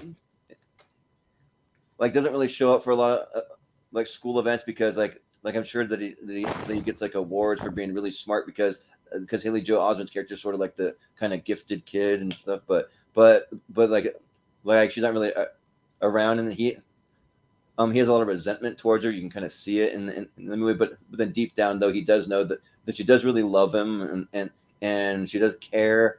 So it's kind of hard. I don't know. I'm probably, she's not the greatest, so I'm just gonna say C. I think so. All right. Yeah. She'll be in B tier where she's at because that's where it is. Okay. Yeah, that's fair. Yeah. B tier. Yeah. I look. Here's the thing. If we ever do a tournament fight, like the thing where we all submit 12 or whatever things, I think we all submit like sexiest movie characters or something like that. The ones we find super sexy, and we just flat out warn people it's going to be 100% superficial based on looks. We're going to be 100% misogynist in this episode. Yes, and just whatever. If you're not down with that, skip the episode. If we get a lot of hate, we could move it to the Patreon, but I even advocate just keep pay it forward though. Like does actually like have some controversial stuff in it too because one of the actors in it is very controversial now. Kevin Spacey. Yeah, Kevin Spacey. Oh, okay. But South Vegas as well, the film. Yeah, but the like pay it forward days is actually a cool thing because my dad where he works for Scentsy, those like wickless candle warmer things, and the company does a national pay it forward day where they give everyone $100 just to go do something nice for someone. Go like buy someone's meal at a restaurant or go give it to like someone who needs some extra money or something like that, and encourage them to pay it forward. So that's kind of cool. At least they like started that. So I wish I could trust people to do that. Yeah, pay it forward. Yeah, right. Yeah. Well, it's like who knows? Yeah, it's like even all the employees do it. My dad does it, but I don't know about other people. But we'll go to Brian. So what do you want to nominate? I go big up a character Jordan is big up. I'll big up Mom Boucher from Warboy. Ooh, yeah. So that's just like it's Mama. Like, her name's like her name's like Helen Boucher or some shit like that. I thought I just thought you went past. It's me and I along. There we go. Yeah, there she is. Okay. The same exact picture from my shirt, like exactly right. Exactly. Right there. So I go put her in D tier. She lies to Bobby about electricity, preventing him to play football when he wants to play it, not making him go to school, having to learn at home most of the time, even preventing him from spending time with his love interest. Forgot her name. Film, but Vicky Valancourt. Yeah, Vicky Valancourt. Thanks, Richie. I love Vicky Valancourt. She loves me too. I saw her boobies, and I love those too.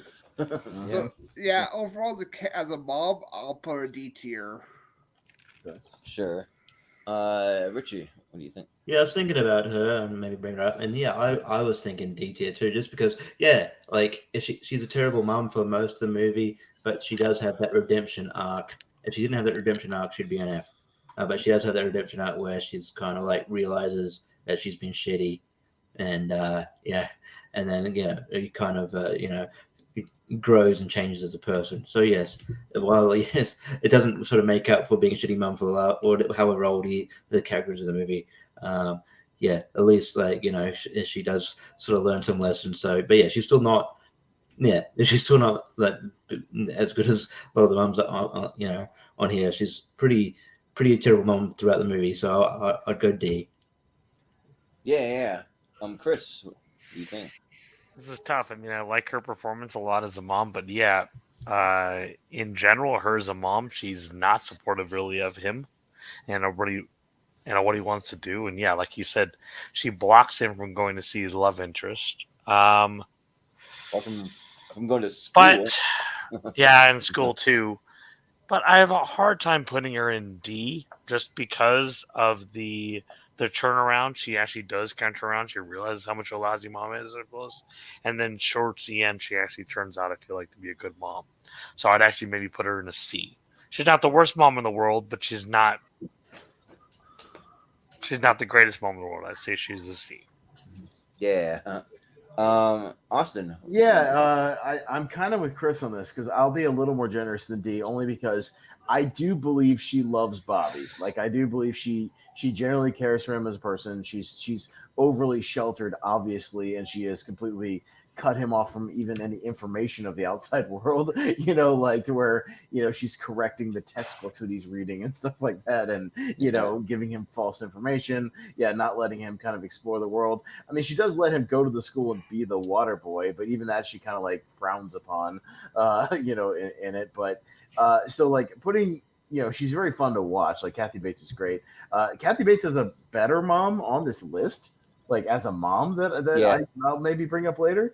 But like, yeah, I'll be a little more generous because she does have those last 15 or 20 minutes where she does eventually, approve of him getting married and lets him kind of, it's a little late, but lets him be free in the world. But still she does have the redemption arc. If she was shitty the entire movie, it would be way lower and like didn't have the redemption. So I'll give her a C. I'll be a tad generous. Yeah. Correcting historical textbooks. Textbooks. How very 2023 of a. Yeah. Right. Yeah. Right. The science is wrong. I'm right. Yeah. I my mean, mama let's says. just- I My just mama want to says. see. My mama says. Uh-huh. Yeah. And like, or like you have to go to the whole thing where the coach is like, what your mama don't know won't hurt her. And he has like a Roy Orbison tattoo. Yeah, on his ass. Yeah, on his ass. But yeah, and like for me, like I really do think that she has good in attention. I would even argue that she's a product of like redneck culture and maybe inbreeding culture too, to an extent. I don't really know for sure, but like just very, very like just southern, like just deep. I do think she might have been emotionally and possibly physically abused by your daddy Roberto. Oh yeah, Daddy Roberto. Roberto or whatever. might be kind of a shitty person that we don't get to see a whole lot of, but yeah, he might have something to do with that. Yeah. So, but like I do got to advocate for a little bit because I got the shirt on, I got all that, and yeah. Also, the performance from Kathy Bates, like she's always great. I don't think I've ever seen a bad performance from Kathy Bates, but at the same time, like she's letting mules. She has a mule named Steve that just lives in the house for whatever reason. That's not sanitary or safe for children, really, and so weird. And then she's like serving him up weird animals, snake. Like I'd say that you're eating his knee or whatever. So yeah, it's kind of tough. I mean, I want to advocate a little bit, so I'm going to say B, but that's about as high as I'm going to go. So B. Yeah, Ross, are you there? I'm gonna go. Yeah, I'm here. Sorry, I'm gonna go with C. Like she does love her kid, but now like she is a weird mom, and she's almost too like overprotective. You really think about it, how much emotional scar she had by keeping him there forever. So yeah, so I'm gonna go with C. Okay. Yeah. So it'll be in C tier. It'll be in C tier. So. Yeah, she'll go up because she doesn't like abandon her kid like Zinnia Wormwood. You know what I mean? Like she actually cares about. But she does the opposite. It's too much. Yeah, so I mean, there's an extreme you can go on both ends, but at least she doesn't like very sheltering. She's not like Carrie's mom where she abuses him and shit like that. You know what I mean? Like So yeah, she's ready. Yeah. All right. Well, we'll go over to Richie. All right, I'm gonna nominate an F tier, but not the one you probably expect to. I'm sure that'll come up in a minute here. But I'm gonna go. I don't know a character name, but Monique from Precious. Precious. Based on a novel by Sapphire. Based on a novel pushed by Sapphire. Yeah. Oh, that's right. I just saw her. It's right there. Down. Go back down. You passed her. Go back down. Down. Yeah. Where was it? She was on kind of not the right, all the way right column, but the second to the right column. Yeah. There we go. Yeah. We're next to May Goldman. Right there. And Mary from ET. Mm-hmm. Yeah. You just went up all the way. Yeah. Down. You got her. Okay. You want to put in that? Yeah. Was like, am I in a lag? Like Chris is still saying I don't have it. Yeah, you're Jordan. You kind of go on a lag when you start messing with the tier thing. Just to let you know, you do get about 2 seconds. Yeah, it'll happen. Yeah. Yeah, so like not much to say. She's a horrific human being. Abuses Precious like to the point where she has less esteem and deprives her of basic human rights. And like played terrifically by Monique. Like she deserved the Oscar, but yeah, she's just like a terrible.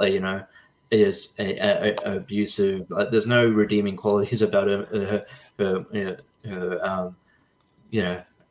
kind of status as a mother. I think she's just a horrific human being, and it's kind of but yeah, she deserves to be in the F tier. Yeah. Sounds good. Chris, what do you say about Monique from Precious? Oh yeah, she is an absolute abysmal mom. She treats her child like absolute crap. She definitely belongs in F tier. Yeah. Well, Austin? Yeah, she gaslights Precious or Gabri Sidibe constantly in that movie. She sexually and physically abuses her. She's profaned her constantly shames her and damn near everything she does. Yeah, she's a whole different like Zinnia Wormwood is like a comedic F tier, but she's like an actual like garbage F tier, like a horrible human being. F tier. Yeah, they're two different F tiers, but yeah, for the different reasons. So yeah, she's there, but she is she Gabri Sidibe would be better off by herself, for sure. So yeah, she's F tier, 100%. Yeah. Well, for me, Precious is a blind spot. I haven't seen it, so I need to get around to watching it. So I can't really say, but she seems pretty horrible. Yeah. Mm-hmm. Ross. Okay, you guys are being too nice to her. She's the scum of the earth. Literally, any woman that would be jealous of her daughter because her husband was sleeping with the daughter and not her is a piece of shit. So yeah, she is. If there was such thing as a below an F, she belongs in the below of F. She belongs in the not a mom because she wasn't a real mom to her. Right? Yeah, like basically, yeah. But Brian, she's like the worst version of Rasputia for Norbit, for comparison. But overall, give her an F. She throws the TV at her daughter. How despicable is that? So we're being nice. F minus. Okay, fair. Yeah, yeah. She gets a 0. Yeah, F tier. Yeah. Yeah. So F tier. All right. Yeah. No. Unanimous. Easy. All right, Chris. Yeah. Chris, what do you want to nominate? All right. So I'm going to. Sorry, I've been going over the list trying to figure out. Mm-hmm.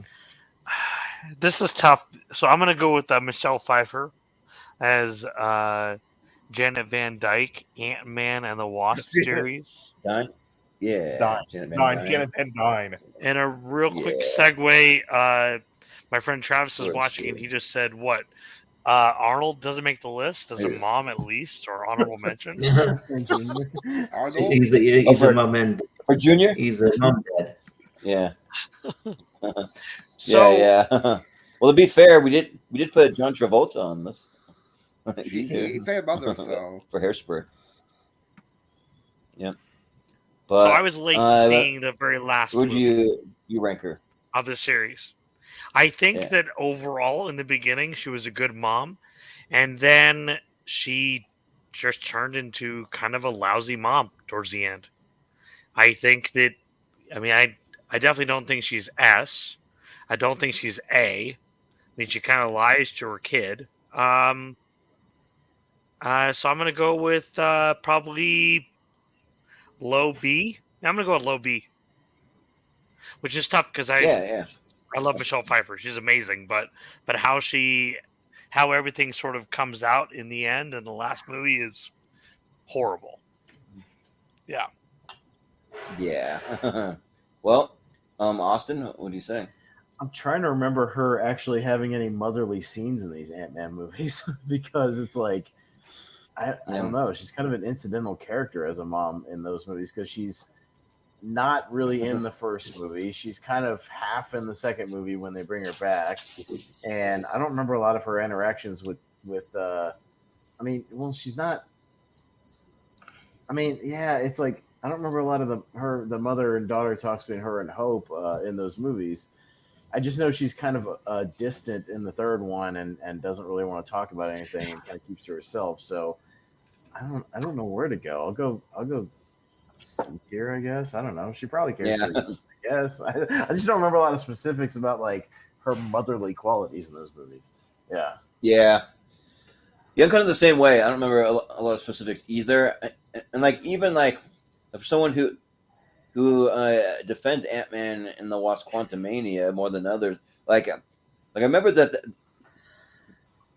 there's like some kind of betrayal thing that like happened, but I don't even remember what it actually was or what even happens. And so I'm kind of like I just don't remember a lot. And like she was just kind of like not there, but it wasn't really her fault because she went into the quantum realm and got stuck. But like still like even when she was there, there's not really a lot going on. So like that kind of puts me in like the almost don't care ish kind of realm. But just kind of leaning towards what the person who picked it was. So I'll say B. Yeah, we'll do that. Ross. I don't even know. She had more interaction with Cassie. It felt like so. Yeah, I'm gonna put her as a C because like yeah, she lied, but she doesn't do anything like really evil. But so yeah, I'm gonna put her as a C. I don't remember anything, and I try and forget Wasp. I try to forget it exists. Go see Guardians 3 everyone. It's way better. I agree. I actually liked Quantumania a lot. Same here. I liked it a lot too, but I don't remember a lot about her. But sorry, I just threw up in my mouth because that movie. Austin, have you seen Guardians?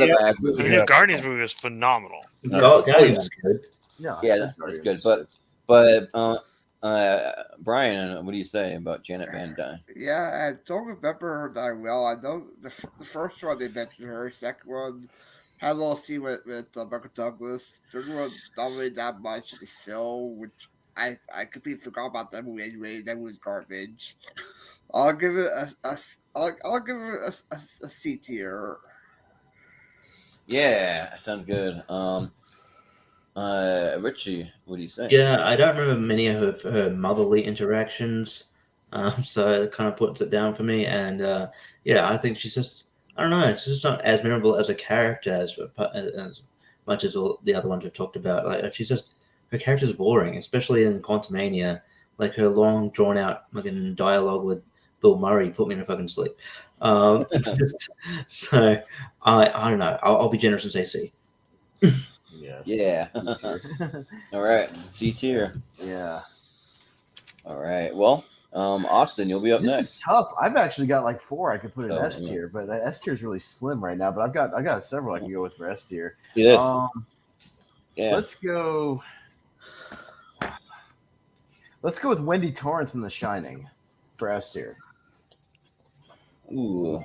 Yeah. All right. Shelley Duvall. Right here. Yeah. Okay. Yeah. For S tier? Yeah, and I'll explain why. So it's the long way up because it's at W, but yeah. There we go. All right. What do you say about? So so Wendy, again, a lot of these are given the circumstances. She's in a really shitty circumstance, but she, you can tell 100% she cares for Danny. She's the only one who really connects with Danny the whole time, obviously because Jack Nicholson goes off the deep end and tries to kill both of them later in the movie. But when push comes to shove and she fully realizes what's going on, she literally puts her life on the line to protect Danny, and she fights back against Jack. She locks him in the freezer. She tries to get them out of there.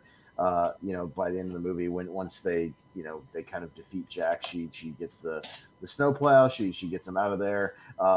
She's trying to radio for help. She's doing everything she can to be a protective mom. She's an underdog in that movie, and she's fighting, you know, circumstances kind of beyond her control.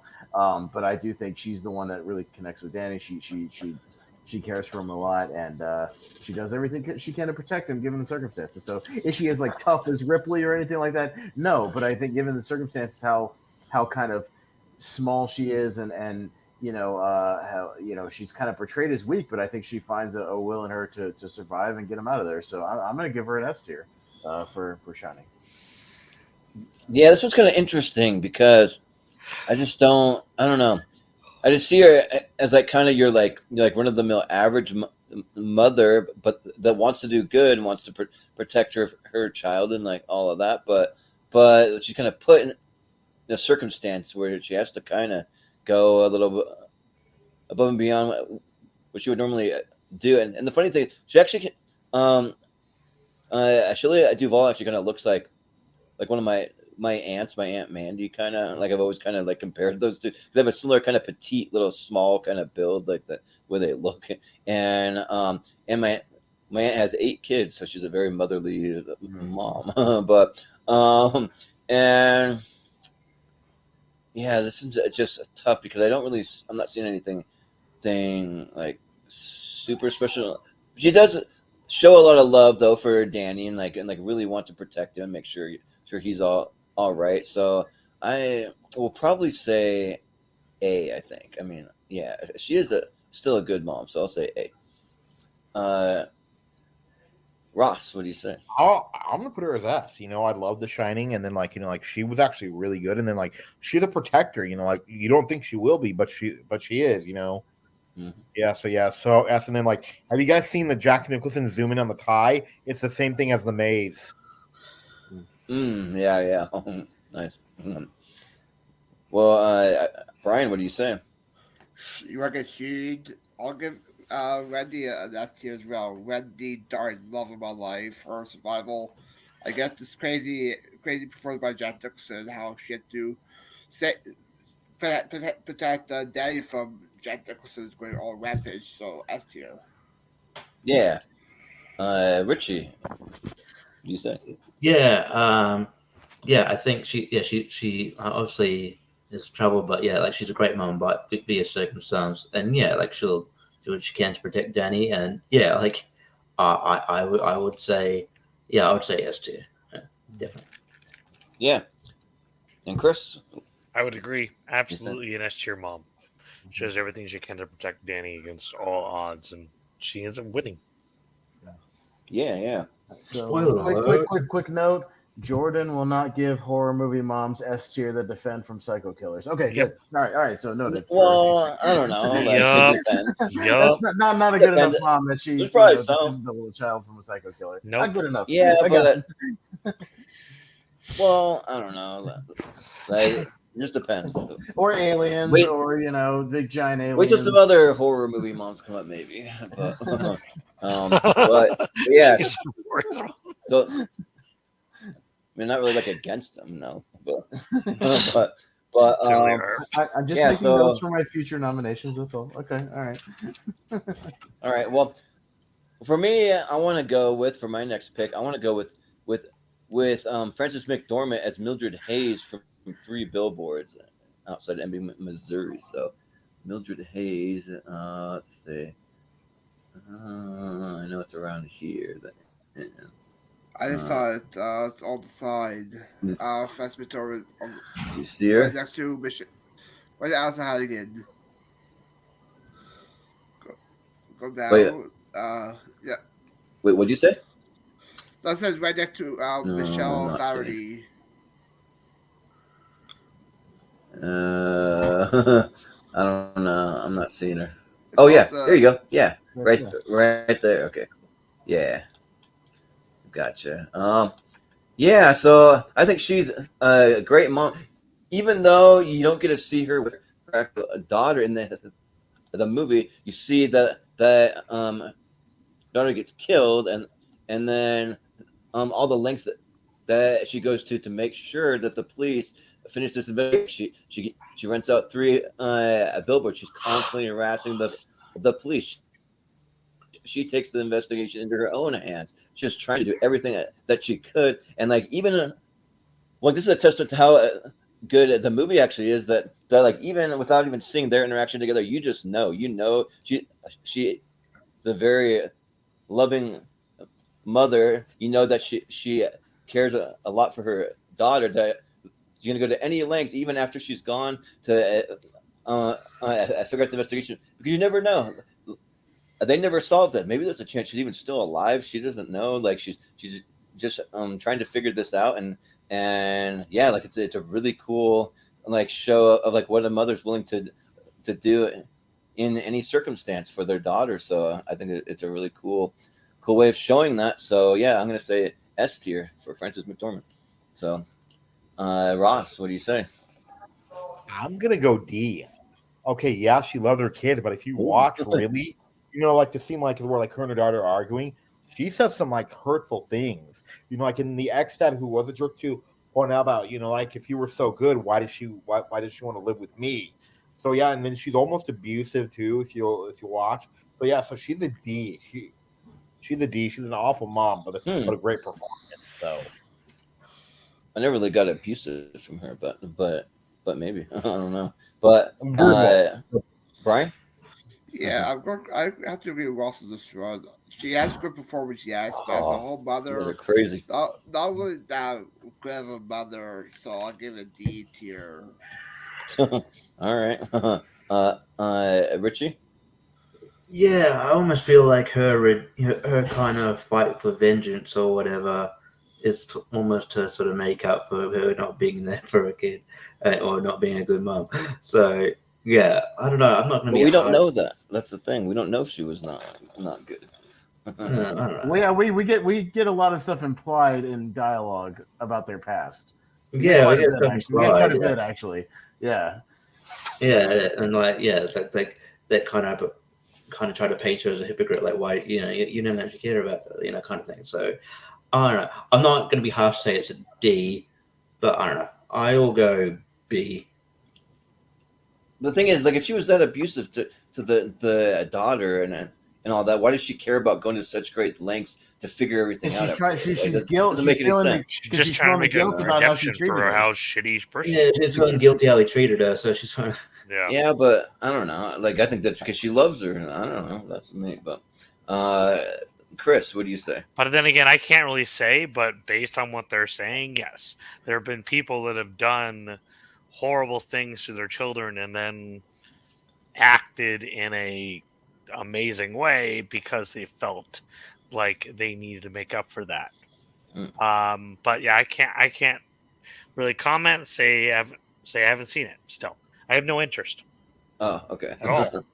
Oh, it's a great movie. I know you guys talk about this movie 1,000 times over, and yeah, I feel like I know everything based on our conversations on this show. Well, all right.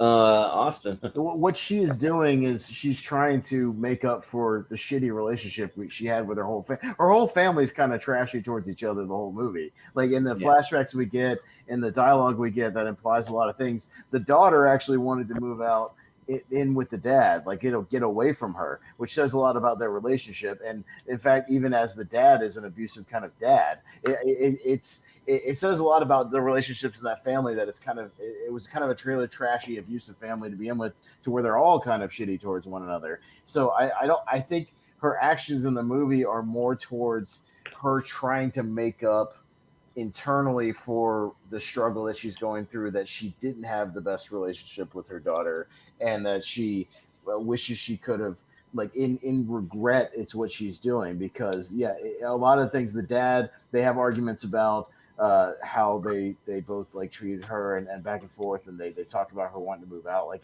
it's not a great relationship. Like that whole family was fucked up, so I can't give an S tier. Well, they was fucked up to each other the whole time. Like that was there was rocky stuff all over, man. Like if you rewatch, it just seems like to me that like maybe she just has some issues herself, and she's trying to be the best mother that she can. That's what I got from it. But she also allowed a husband that was abusive to all of them at the same time. And it says a lot about that. Even if she had a husband that was abusive to all of them, that the daughter would still rather move in with him than stay with her. That says a lot about what she's willing to put up with. Yeah, this is but a lot about their toxic relationship. This is a lot. So we don't know the whole situation. Maybe she feels intimidated, like she has to go with the dad, like, and she can't go with the mom. I don't know. Like it's just hard to really say. It's not gonna be S tier, dude. That's not S tier, dude. Like, It's not. God. She doesn't scream role model mother to me when I watch that movie. She just doesn't. Yeah. If you see someone going to that great lengths after their kid dies, I mean, Yeah, but sometimes they love. have you watched true crime stuff? That's sometimes suspicious. Yeah. It's again in the But not context in a of the situation movie, like this, though. That wouldn't be. she's more pissed off after the fact because of what happened. Like she's trying to make up for the shittiness that she had after the fact. Like it's part of her character. Like that's part of the performance. Like in the movie, it's not. She's leading this nationwide crusade, for moms or whatever. She's more pissed off at the local people. Like it's no, I can't go there with you, Jordan. I'm sorry, I can't do it. Yeah. All right. Yeah. So what tier did you put it in? I put it in C tier. Okay. Man. So yeah, it's that doesn't make any sense to me, but okay. It makes perfect sense when you watch the movie. Yeah, but plus, like, if you watch it too, like the abuse wasn't even implied; it was verbal abuse. Yes. The way she was screaming at her. All right. All right. So then, where does it put it? We're at C tier. Okay. Yeah. All right. Yep. Hang on. All right. Then probably have one more regular round, maybe. We can go quick, quickly. We can go very quickly through a regular round, Yeah. and then we'll get to the Hail Marys. If everybody goes fairly quickly, we'll do a quick one. Yeah, we'll make it fast. So Ross, you want to do? I'm going to go with another S, and that is the mom from E.T. I don't know where she's at. Dee Wallace, yeah. She's an S mom. It's Mary. Mary. Yeah.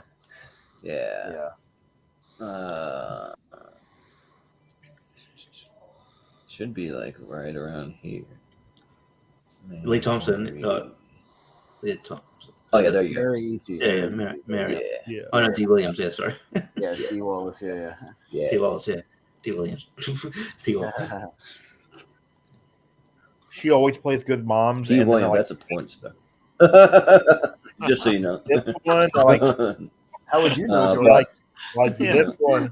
Can we do a tier ranker? Because I know things. Yeah, let's do a porn star tier ranker. We can do that. Brandy Love, S tier. Yeah,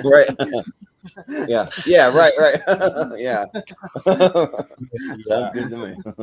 Hey, then Jordan, you can rank the redhead chick from Boy Meets World. She became a porn star. Yeah, Maitland Ward, S tier. Maitland Ward became a porn star. The redhead from Boy Meets World. Yes. Yeah. Yep.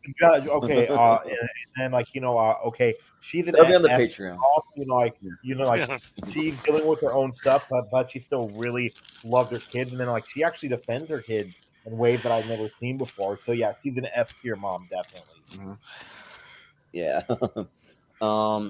Brian, what do you say? Yeah, I enjoyed the performance by D. Wallace, but I will put S tier. There was your mother in that much. She mostly been great most of the screen time, so I'll probably put A tier. Yeah. Richie, what do you say? Yeah, I must have misheard you, Ross, because I swear you said F tier at one point. I'm like, man, that's crazy. No, F. She's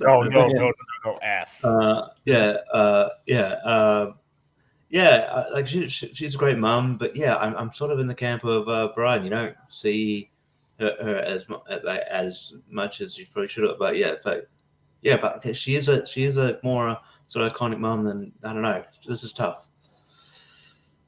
I'll say S tier, but not as enthusiastically as the other ones. But yeah, she's a great one. Yeah. Chris, what do you say about D. Wall? Absolutely an S tier mom. Yeah, sounds good. Yeah. Austin. Yeah, for me, it's going to be an S tier, but it's going to be like a lower S tier when we go to do that. But I do think she's one of the better examples of a single mom that we've seen. Because she's doing her best to hold everything together. She works really hard. She does her best to kind of keep the kids. She's raising 3 kids. Like that's a pretty decent thing, and she doesn't. She tries to keep the kids. They're pretty well behaved for the most part, and got their shit together. And she protects the kids when all the shit goes down at the end, and she actually embraces their kids in ET as well. So I'll say S tier. It'll be lower, like kind of where it is right now, but I'll still say S. Yeah. I'm gonna vote for S tier for Lisa Ann, the next porn star to make it. Right? Wait. Cool. No.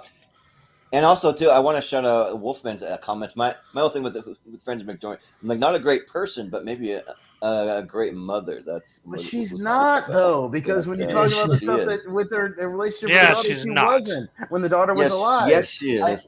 You have to take that into account of the character. You have to. You cannot ignore that, Wolfman. You cannot ignore the relationship you have with the daughter pre-murder. Okay. Yeah, but you can be you can be a shitty person and still a great parent. You can do that. It is possible.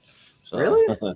I don't know, man. Well, I bet that Jordan's. I bet that like Jordan thinks that the other mom in the movie is a great mom too. I forget it. Sam Rockwell's mom's a great mom too, huh? No, that one's different. But no, but yeah, I'm just saying. There's even been parents that have gone to jail, but they do everything that they can. They're going to be there for their kids whenever they're able to. So but she wasn't there. That was the point. So. Okay. Well, anyways, she did a good job that she was there. Yeah, that's what we're trying to convey. Like Wolf, like that's what we're trying to convey. If you watch that movie, like we're talking about the other stuff. Yeah. But anyways, for Dee Wallace from E.T., I'll say that it's an S tier. Like she's kind of like, I don't think she does anything really like special, but she loves her kids. She's there for them. She treats them right. She takes care of them. And it's been a minute since I've seen E.T., but like I think maybe like when she finds out about the alien, she doesn't really just call the cops or try to give him up. I don't think. But she kind of finds out once the government people kind of come in, because they do a pretty good job of hiding him for the most part.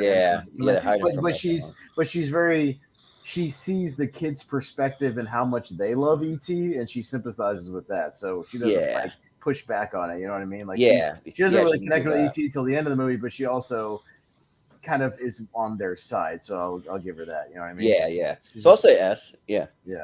So, all right. So so it's S tier. Yeah. Mm-hmm. All right. So yeah, Brian. So Brian, for my pick, I'll go with S tier. I'll go Mrs. Potts for Beauty Beast. Okay. Let's go. It should be easy to spot a teapot. There you go. Right. Yeah. I'll give you this S tier. Her relationship with Chip is on point. Beautifully voiced by Angela Lansbury, and she also works well with the Beast, trying to get him to fall in love with Belle, and quite enjoyed performance by Angela Lansbury. So S tier. Yeah. Richie, what do you think? Yeah, I would say S tier. Yeah, there's she's a great mom. I think it's a memorable mom. It's not one I immediately thought of, but yeah, it's like I can't see any reason not to put her on S tier. So yeah. I'm Chris. Absolutely an S tier. She does a great job taking care of her kid, and she sort of holds the whole house together. Yeah. While doing it at the same time, she does a good job on both fronts. Yeah. Austin. Yeah, it's funny because she's the direct mom to Chip, but I feel like in that movie she's kind of the castle mom, if that makes any sense. Mm-hmm. You know, almost like a frat mom or a sorority mom or something. Like she's kind of the castle mom to everybody, because even the Beast won't talk back to her. Like she gets the better of him, of just like, hey, straighten up, quit treat people like shit, and like relax. Or like she's the one person who can get away with that. I think because she's got that sort of motherly nature, and you feel like when she was even in human form, she kind of took charge and sort of ran things and kept things neat, and and kept order in the place. So you get that vibe of her, and she's kind of very motherly to Belle when she's kind of stuck in there and kind of encouraging her, cheering her up a little bit and trying to sort of advocate for her. So yeah, I'll give her an S tier. Again, I wouldn't put it super high when we rank it, just because she's just a mom to Chip, and she's kind of the surrogate mother of the household, sort of. But yeah, I'll give her an S, like a little S. Yeah, like for me, she's just kind of memorable because she's a teapot. Like if she didn't get transformed with just the regular mother, maybe she wouldn't have really stood out so much to me. But I mean, she still is good. She's just kind of like only memorable. Like she would have been forgettable if she wasn't a teapot. So, and I mean, Angela Lansbury is good, like with that role. I mean, I think it's just like really good casting choice for something like that. So, yeah, I'll say S, but it'll probably be low. Like if it's one of the ones that might get bumped, then maybe, but we'll see. But Ross, I'm gonna go with S too. And plus, like she actually has one of my favorite lines of the whole movie is when it's a song, something that there wasn't there before, and Chip goes, "What, Mama?" And then she says, "I'll tell you later." So yeah. Oh so yeah. S tier. Yeah, and then like she's. I'll tell you when you're older. Yeah. Yeah. So S tier. Yeah, definitely. All right. Is that a unanimous one? It's unanimous. Yeah, wow. It's unanimous. So it goes like up in the top 3, probably. Yeah. Well, I mean, just because it's unanimous, yeah, we'll talk about it. Yeah, we can vote on it, but yeah, we'll see. Yeah, just because it's unanimous, I mean, maybe we still might advocate for someone. We'll consider it, but she can still. Yeah, we'll see. So yeah, we'll go Richie. Yeah, Richie. Yeah, I know what one I want to vote for. It's just a matter of where I'm going to put it because it's hard. So I'm going to nominate Essie Davis from Babadook. Okay. Yeah. While she is a troubled one, I think she's obviously really protective of Samuel. You can tell she really likes Samuel she really loves Samuel, and yeah, I think maybe what puts her down a couple of notches is because she does gaslight him a little bit, like not believing him about the Babadook at first, and then like like there's obviously there are things she does, but Amelia, so there should be another top. Yeah, but I'm not. Yeah, I saw it there before. You went past. Yeah, Amelia. I don't see it. There's only 4. You went go down. You went past. Yeah. Maybe she just went. Yeah. Near Julia Roberts. I see her. She's right next to Tilda Swinton and Julia Roberts. She's Julia Roberts. She's right next to Julia Roberts. Okay. Yeah. Yeah. So like she does gas like she does hang on now, I haven't decided yet. She does gaslight Samuel a little bit, and then obviously when she kind of torments it, like that can sort of be explained away when she is under the possession, but like when but she does when she's not, she sort of bands together to try and protect her son, to try and and at all costs to try and protect him from this monster. So I'll go A because she's not without her flaws, but it's it's tough one to rank because I wanted to put her in S, but I think there's too many things going against it. Yeah. Chris, what do you say? I still have never seen it, so I can't comment. Yeah. Okay. Yeah. I think that you probably like the Babadook. Yeah. I'll bet you dig it, but Austin.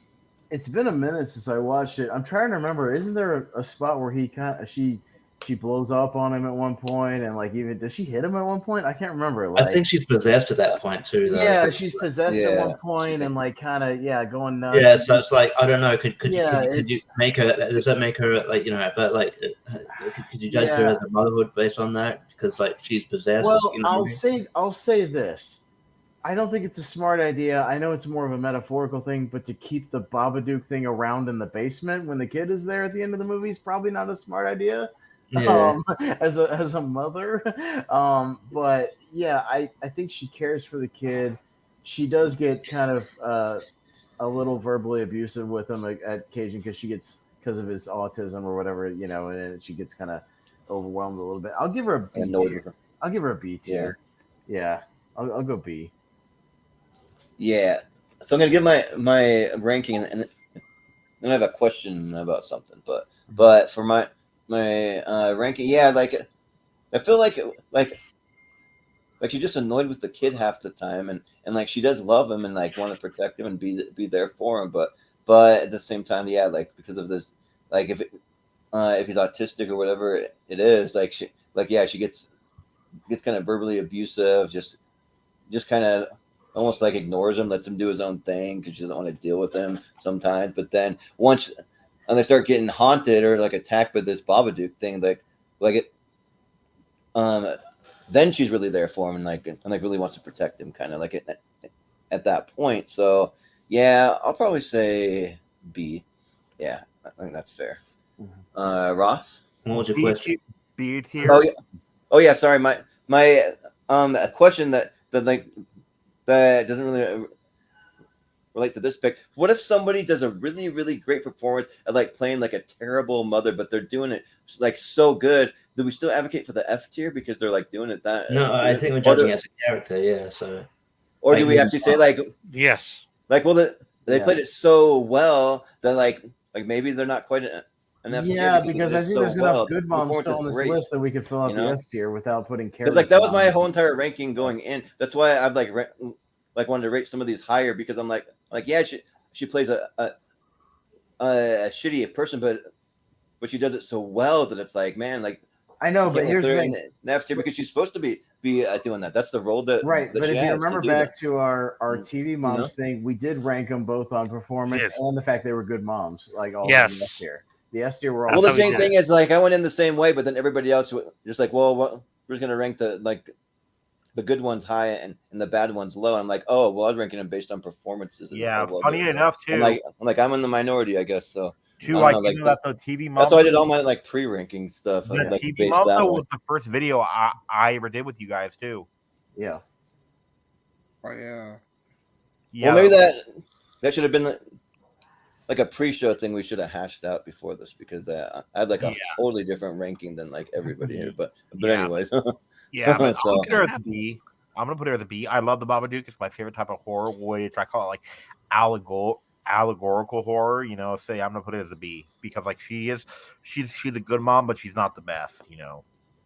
Yeah. Well, Brian. For me, I have seen I'm not a horror person, so yeah. Yeah. All right. So what are the votes then? B tier. Okay, B. And then so because like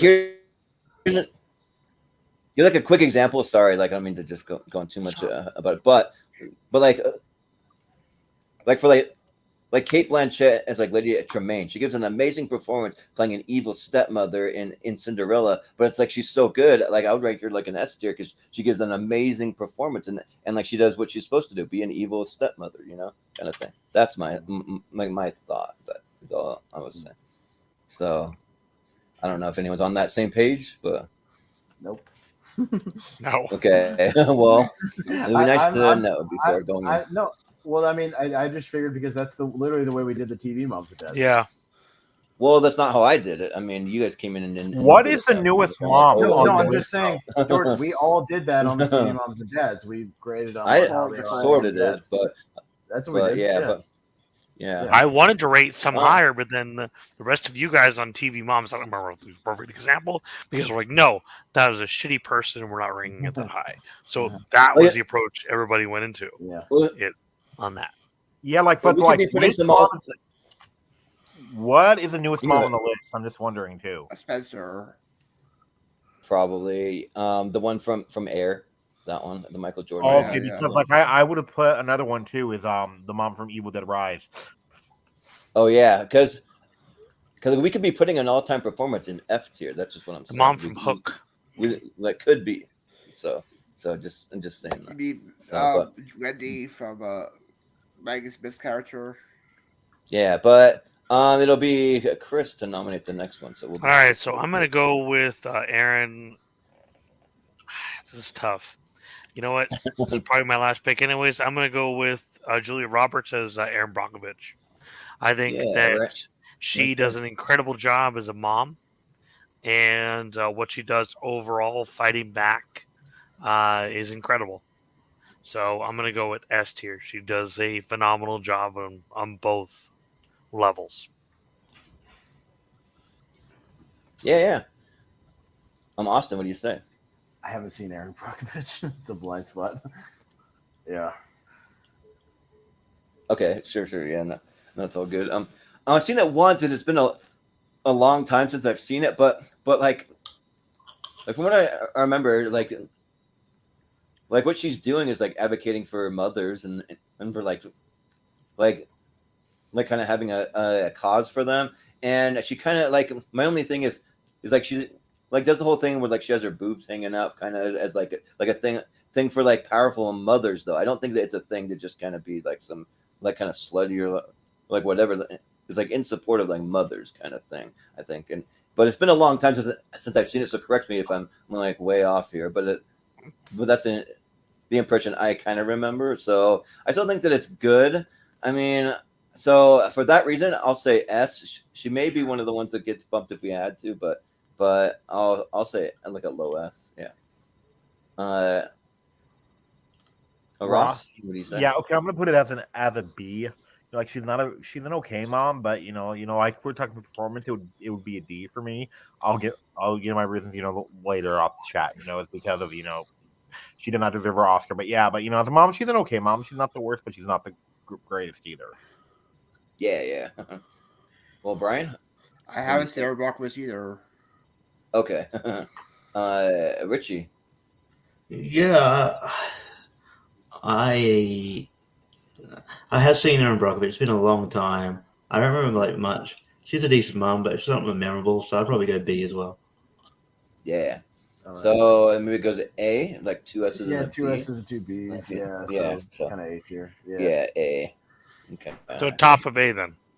Okay. It's around. We had some other ones that were higher. Might be a little higher. Emily Blunt was higher. Viola Davis was higher. A couple of those. At least with those two. Yeah. We'll talk about it. Sounds good. Well, Austin? Yeah, I'll go with an S1 that's both a great performance and a good mom. Let's go Sally Field and Forrest Gump. Mrs. Gump. Yes. Yeah. I don't know if she has, if I remember her first name, or if she's just Mrs. Gump. I can't remember. It's Mama. It's right there. Oh, I see her right next to cartoon Morticia. You have to scroll back up. You scroll too far down. Oh, yeah. That's right. Yeah, there she is. Yeah. So, yeah, I mean, she's a woman in a tough spot. She's got, a kid that's, got a disability, and, she fights for him to get to go to a regular school because she knows she's smarter than he looks, or maybe, tests. And, she defends him from all the people kind of in the town, like these sort of shitty people in Alabama, always like laughing at him and making fun of him. And she supports and, supports all of his decisions he makes, whether it's to go to college, go in the military, go do whatever. She supports all of his ventures. And, she's basically one of the better moms you could ever have. And like, you can tell they have a special bond, and he's really broken up when she dies. So I think she's a pretty damn great mom. So I'll give her an S tier. She's good. Yeah. I think she's pretty good.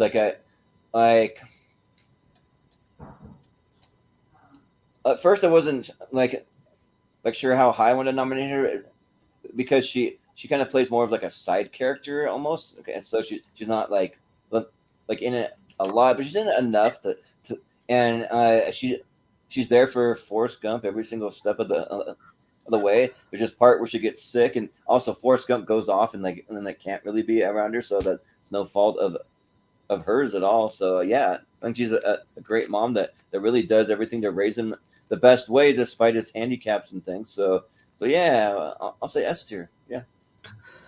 Ross? I'm gonna go with the S tier too. I love Mama Gump. Like you could tell that like she's really smart, and then and then like but I always felt like she was kind of lying to Forrest when she talked about like he died getting crushed by a box of bananas. She said. So yeah, I felt like she was lying, but she's still a great mom. Yeah. So yeah, S tier. Yeah, Brian. Yeah, I'm also going with S tier as well. I enjoy her time on screen, like with the forest, even like how she's able to take in like Elvis Presley and other historical people when they were growing up. So S tier. Yeah, Richie. Yeah, I'd go S tier. Yeah, she's definitely. Yeah, I honestly forgot about this, but yeah, she's definitely S tier. Very, very supportive, mom. Yeah, I think so. Sally Field does a good job being a mom. I want her to be my mom. Yeah, my mom, Sally Field. No, yeah, yeah. So yeah, S tier. Yeah, Chris, what do you say? I agree. She's a great mom in this movie, and she really looks out for Forrest's best interest the whole time.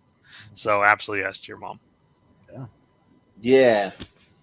So yeah, S tier. Uh-huh. So there you go. And it's actually it was a clean sweep. So let's put it a little higher. Right. So yeah.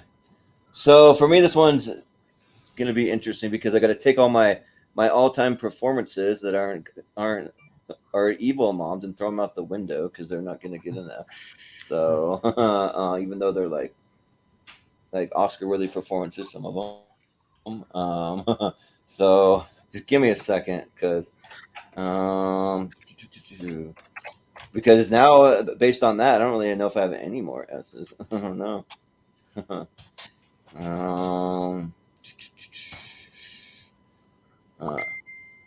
Sorry, I also wasn't able to look while I was running the board. Yeah. But maybe I might even go for one that like you can see why it's an all-time performance, but maybe like isn't gonna make S kind of, and we can talk about that. Well, you know what? I'll go with one that like could maybe make S. Let's go with Scarlett Johansson and Jojo Rabbit, maybe. So there's an argument. I feel like. So her name is Nicole, or no, so Rosie Betzler. Let's see if we can find it. Rosie. If anyone sees her, let me know. Unless she's under Scarlett Johansson. I saw her up above Toni Collette right Up? there. Oh, I see her right there. I see her right there. Same row as Where? Dumbo's mom. Oh, is that her? Or is that No, that's okay. That's her right there. Is that her? No, Yeah, that's the Marriage Nicole Story. Barber. Okay. No, it's the Marriage. That's Scroll down. yeah, it's I Marriage saw her. Story. Yep. It is. Down, It is. Scroll down. I saw her. Okay, there she is. Okay, you see right next to Jennifer Where? Garner. Yeah, right next. She's Jennifer on the Garner. Second to the left. Second to the left with the hat on. Second to the left. Second from the left. Yeah, with the hat on. Yeah. Okay, there you go. Cool. Yeah.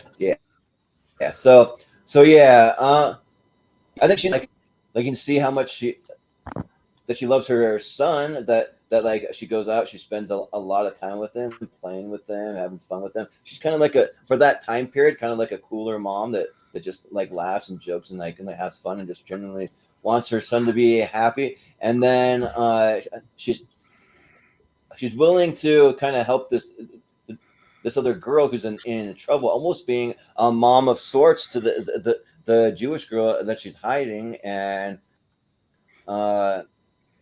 I mean, she unfortunately loses her life for it. But I mean, the whole entire time though, I feel like despite whatever circumstances they might be in a tough time during World War II, like she's there for her son every step of the way while she can. And you can see like once that her character dies, that like how broken up the son is over it, and like that's a really crushing moment. Everyone's like oh no, like she was such a great character, such a great mother, you know, and then like this happened to her, and some people would even cry at that scene. So yeah, I will say S tier for Scarlett Johansson and Jojo Rabbit. Ross, what do you say? I'm gonna go with Esther. Also, I loved her character, and then like like any mom that would literally like help her son at that age tie his shoes is an amazing mom in my opinion. So yeah, she's an S tier mom, definitely. Yeah, exactly. All the little things that it shows that she does kind of. Yes, and then like taking that Jewish girl too, as you mentioned, also is good. You know, yeah. So, Brian, what do you say? Yeah, there are two performances of that year for Scarlett Johansson. This is not my favorite performance for mom. I think I did it with more, but I'll give it A tier. Yeah, that's fair. And then that'll be my last vote for tonight for me. So sure, yeah. Thanks for coming on, Brian. Appreciate it. Richie, what do you say? Yeah, she's a good mom and everything. I just think it's a bit too kind of new to put her on an all-time list. I'd go A, but like a high A. So yeah, that's fair. Chris, I'd say she does a phenomenal job as a mom, and taking care of her son and sort of encouraging him to dream and not be afraid to just be himself. So absolutely S tier mom. And also trying to protect him from a war that's going on too. So yeah, but Austin, what do you say? She is, but doesn't she send him to the little Nazi kid camp at the beginning thing to learn how to be a good Nazi? No, she doesn't send him. Remember, he signed up on his own. Yeah, he just goes. Oh, well, maybe she should say something about that. All right, but to be fair, she does get hanged because she was spreading like the anti-Nazi propaganda or whatever, or the leaflets or whatever later in the movie. But still, maybe she should have spoke up about that instance. But I'll cut her a little bit of slack and I'll give her an A+. Sure, yeah. So we got. It's 3-3, so it's right on the border. I'll leave her where she is right now. She can stay where she is right now. It's fine. Yeah. All right. Well, we can go into some Hail Mary. Yeah, we're going to some Hail Marys. So just a reminder, you guys pretty much know the drill, but for anybody watching, basically, if you guys still think there were some S tiers or very high A tiers on the list, shout them out for me. I'll write them down. And any of the ones that have crossovers, so if somebody mentions something that you would also mention, you can go ahead and kind of second that. So that way we can vote on it, and then I'll take all the crossovers. I'll put them on the official sort of tier ranker list, and we'll go around quickly and kind of give them very quick votes officially. So that's the kind of where we're at. So I know there's a lot still on the list. So if you guys need a second to kind of put your list together, you can kind of look at the chat is what I'll be doing instead of scrolling. Because I'll probably just be writing down the movies just to make it faster, and then we'll figure out the actual characters. But and the character plus the movie. But I'll probably just write down the movie just to make it quicker. There's another one. Like I'm not going to say who, but she's a great mom. But at the same time, I hated her performance, so I wouldn't give her an S. So there's also those things for me. Just saying. So, but. So basically, whoever's ready to go first can go first. Is there anybody that's ready? Or hang on, I'm gonna get my board and I mean, I could go first for once because I always go last. That's fine. I'm ready. I mean, I'll be kind of scrolling through my list, but we're not saying the letter grade yet, right? We just not yet. No, well, I mean, basically, we're just gunning for like S and A, so we're assuming that. Yeah. Okay, so I'm gonna say Molly Weasley from Harry Potter. Let's see.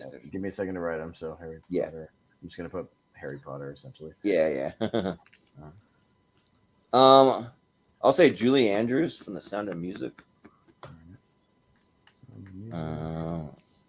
Let's see. I'll also say Jo Beth Williams from Poltergeist. Yeah. Let's see.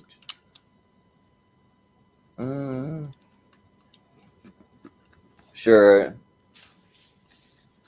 Why not? I'm kind of trying to look at it for your guys' point of view. I'm going to say Jamie Lee Curtis, Freaky Friday. I'll say. Sorry,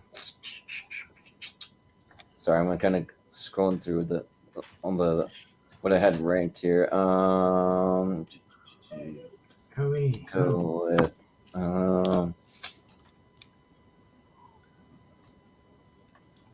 I'll just see what you guys say on this one. I don't know if I'm just gonna agree, but I'm gonna say Peg Boggs from Edward Scissorhands, the mom from that. And I'll go with Brie Larson from The Room. Oh, not The Room, just Room. That's a whole different movie. Very different movie. Yeah, the whole thing of I'll go Lupita Nyong'o from Us. And let's go Tessa Thompson, Creed. And it might be almost all. Let's go. And I'll say Holly Hunter from The Big Sick. And then also Martha Kent from Man of Steel. And that'll be all. Okay. Ross, are you there? Are you ready? Yeah. I'm here. I'm here. What you got? Great. What you got? Okay, I've got Linda Hamilton, T2. Oh yeah. Okay. Yeah. Can I second that one? I can add that to mine too. I totally forgot. Okay, and then Elliot Page, Juno. Okay. Okay. And then let's see. Okay, Brie Larson, The Room. Room. Sorry. Yeah. Okay, and then The movie Room. Yeah. Okay. Kirsten Stewart, Diana. Okay. And then Scarlett Johansson, Marriage Story.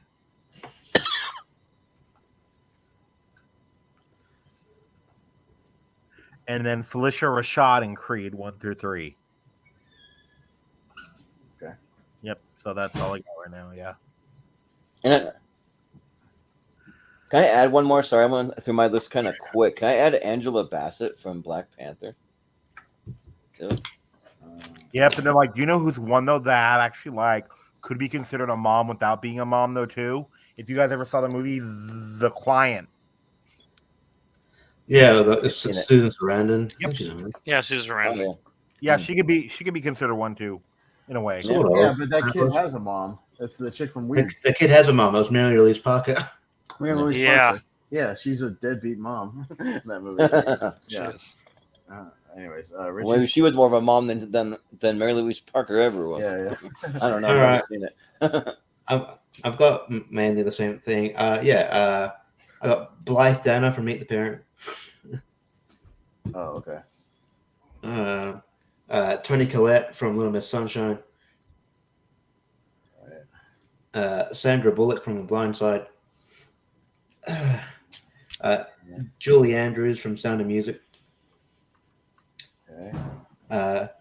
Brie Larson from Room. Molly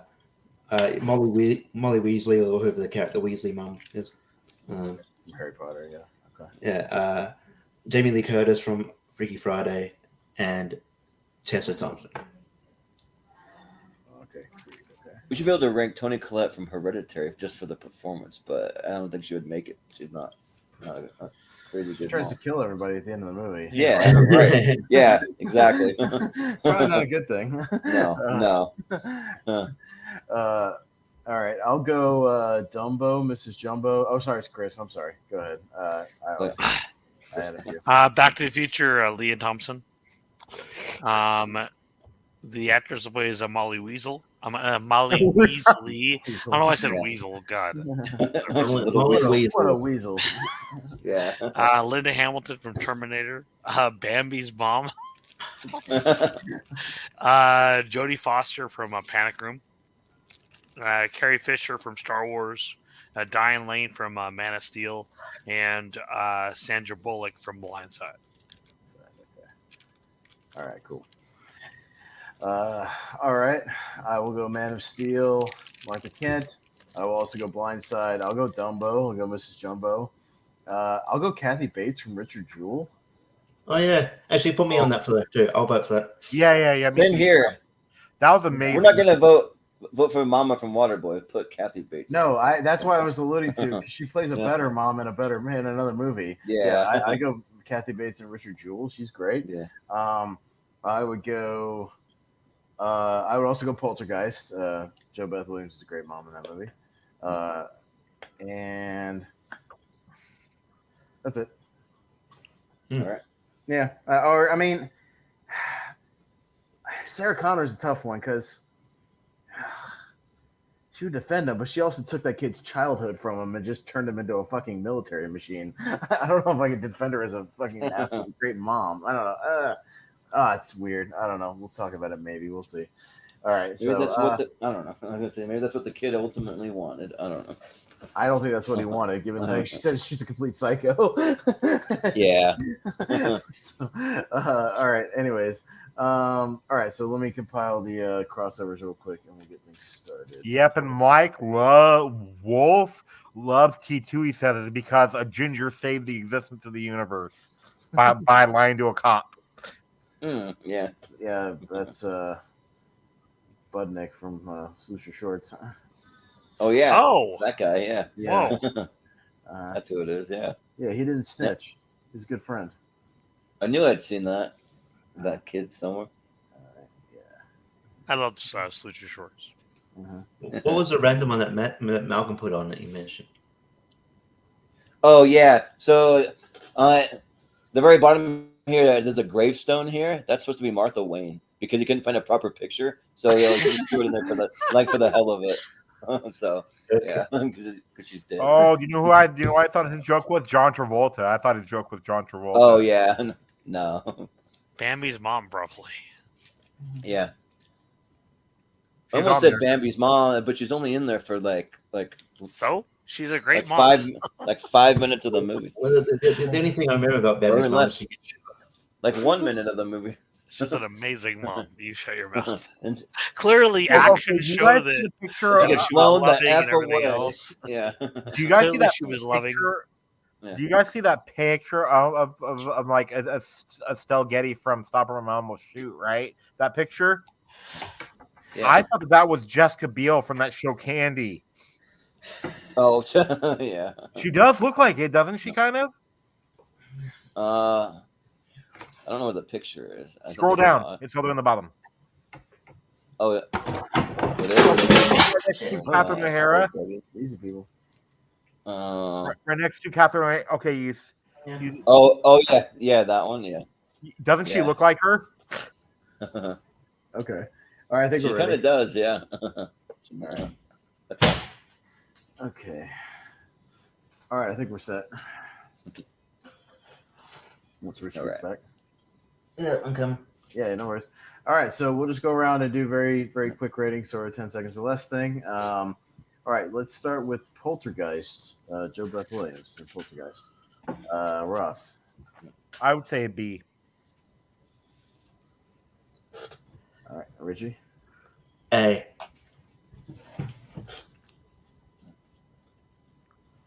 Chris.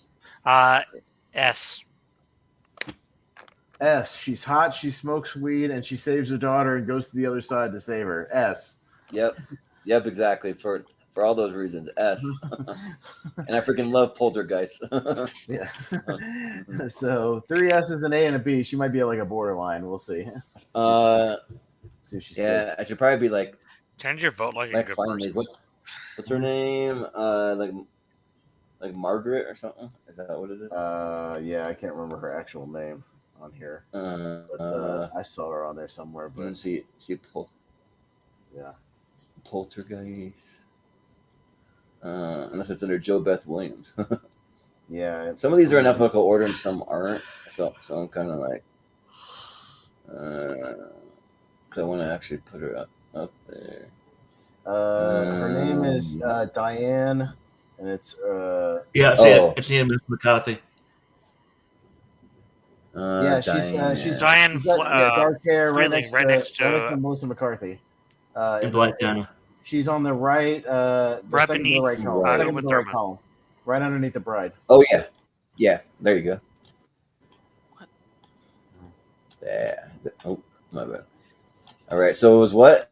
How many S's? She's kind of borderline because she got three, S's? but yeah, so she'll be at the bottom right now. We'll see if she sticks. Yeah. All right. Okay. All right, so the next one, just start looking for Jordan. Start looking for Sandra Bullock in The Blind Side. That's what we'll go next. Okay. Okay. So I'll record the votes. Just look for her, if you can. Okay. Yeah. Anyways, Ross, what do you say about The Blind Side? About an A. Okay. Richie? Yes. Okay. Yeah, I see it's near Carrie Fisher. S. Yeah, there she is with blonde hair. Yeah. All right.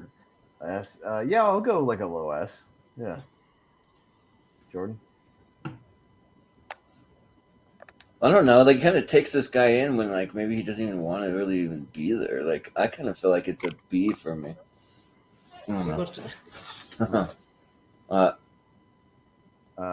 It's 3, 1, a 1, Ross. just like Poltergeist. We already did that. Yeah. You were the last one. Okay, yeah. 3, 1, and 1. Yeah. All right. Yeah. Sorry, we're not going back. Yeah. Yeah. No, same order every time. So yeah, let's do. All right. Let's do Sarah Connor T2.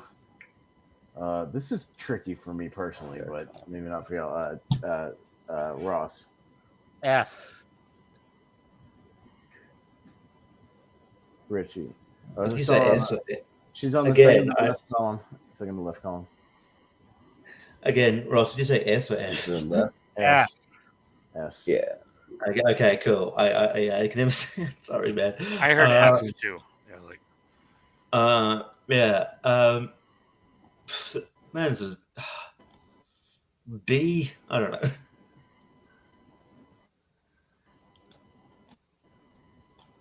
know. Chris. A. Right. Chris. Yeah. He said. Hey. He said. I'm Austin.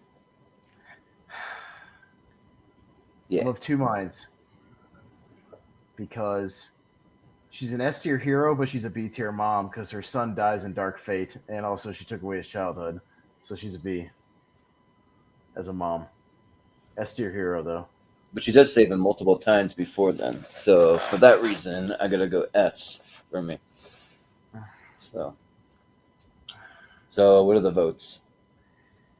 2 S's, an A, and 2 B's. An A, 2 B. So we're at the top of A for now. Yeah. We're on the top of A. Yeah, it might be like an honorable mention. Yeah. Top A.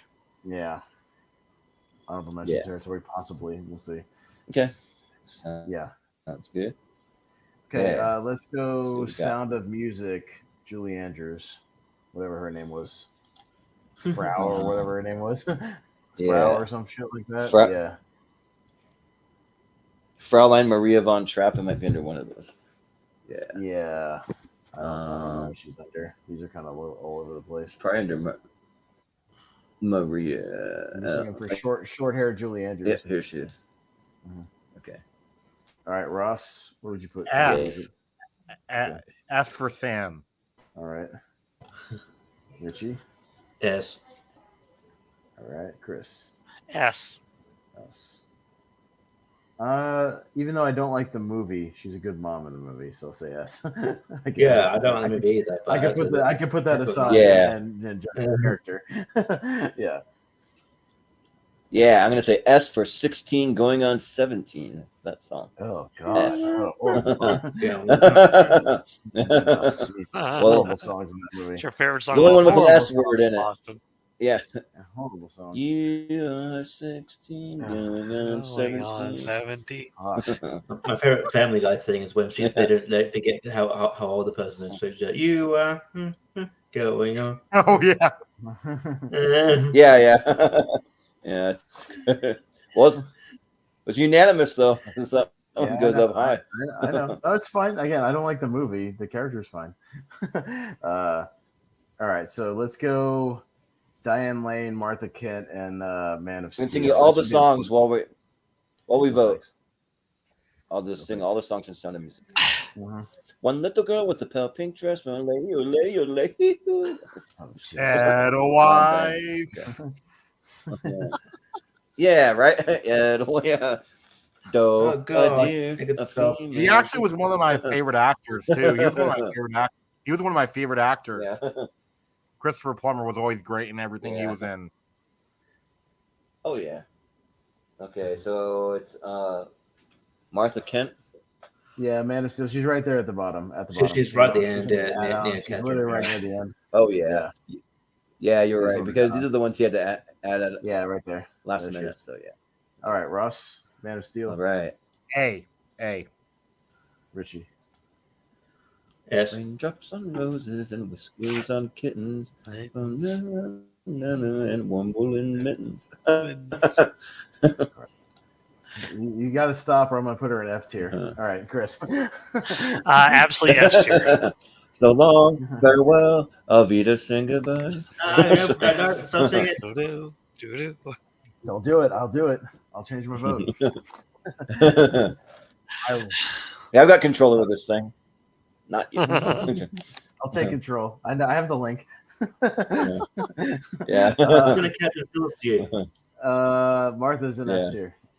He's gonna mute you next, Jordan. Just take over the show. Yeah.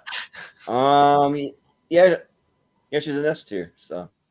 All right, 4-1. So yeah. Is that unanimous? Or is it? It's 4-1. No, but I would have her like an A. So near the top. What? Or like. Right there, yeah. About there, yeah. Okay. Yeah. Okay. We'll go. Right. Creed got mentioned, but the only one with crossover was Tessa Thompson in Creed. So we'll go Tessa Thompson sort of in Creed 2 and 3, essentially. So, Ross. Bianca or something? Is that what her name? Yeah. I'd go S. Right. Chris? I'd go A. Chris? Yeah, Austin? I'll go a strong A. I'll go S. I think she's great. Yeah, S. All right, 2 A's and 3. So like 2 S's? 2 S's, 3 A's. Yeah. So again, A. high A territory. So to the top of A. All right. High A. Right there. Okay. So next Right, will be what's her name? What's her name from Harry Potter that was mentioned? Molly Weasley. Yeah. Who played Molly Weasley? Whatever was mentioned, the Harry Potter one on the list. I was gonna say Lily Potter, but she's barely in it. That's the problem. Yeah, it's Molly. There she is. Okay, Ross. I'm gonna go with S. So S and Sam. Yep. All right. A. I'm gonna go with S. She's an incredible mom. Okay. Yeah. I will abstain. I don't have enough information because I don't know who that character is. I'm not a Harry Potter fan.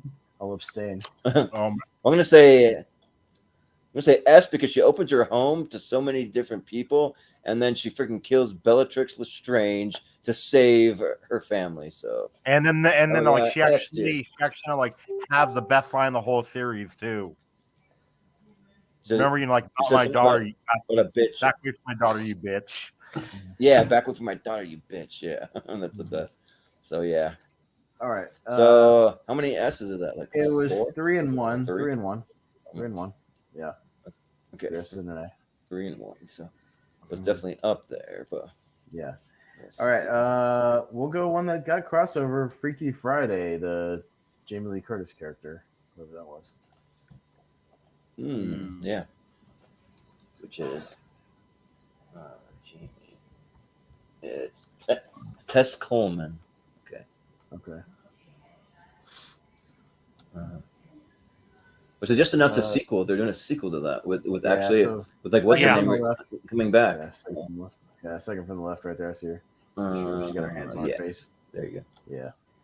Yeah. Ross. In the Friday. Yeah. Go with a B. A B. Okay. Only because like she's a little bit tight-wadded. I'll go A. Okay. I'll go A. And I'll go. Haven't seen it. We're watching it for our next podcast Awesome. about movies. We're doing a remakes episode, and that's one of the ones I'm going to watch for that. So I haven't seen it yet. I bet you know, like Austin has seen the Freaky though. Have you seen Freaky? Yeah, I've seen Freaky, but not Freaky It's Friday. not. It's two different things. Freaky Friday, yeah. But I'll watch it because it's prime Lindsay Lohan when she was hot, like around Mean Girls time. So yeah, right. Yep. Exactly. Yeah. But yeah, I'm gonna say A. Yeah. So it's kind of like an unanimous 3 A's and a 3 A's and a B. So yeah. Yeah. Right. Okay. We got two. Okay. Well, 3 A's and a B. 3 A's and a B. Yeah. So yeah, that's fine. We got two more. So we got Room, Brie Larson, whatever her character was in Room, not The Room. Ooh, this is the one that's kind of that I'm iffy on, but yeah, whatever her character's name is. Her name is. I have no idea. Name is just Ma or Mom. Mom. That's all like she ever. They'll refer to us. Yeah. Yeah. Room. I don't know. I don't see her there. Maybe she's under Brie Larson. Keep going down. Ray. No, that's not her.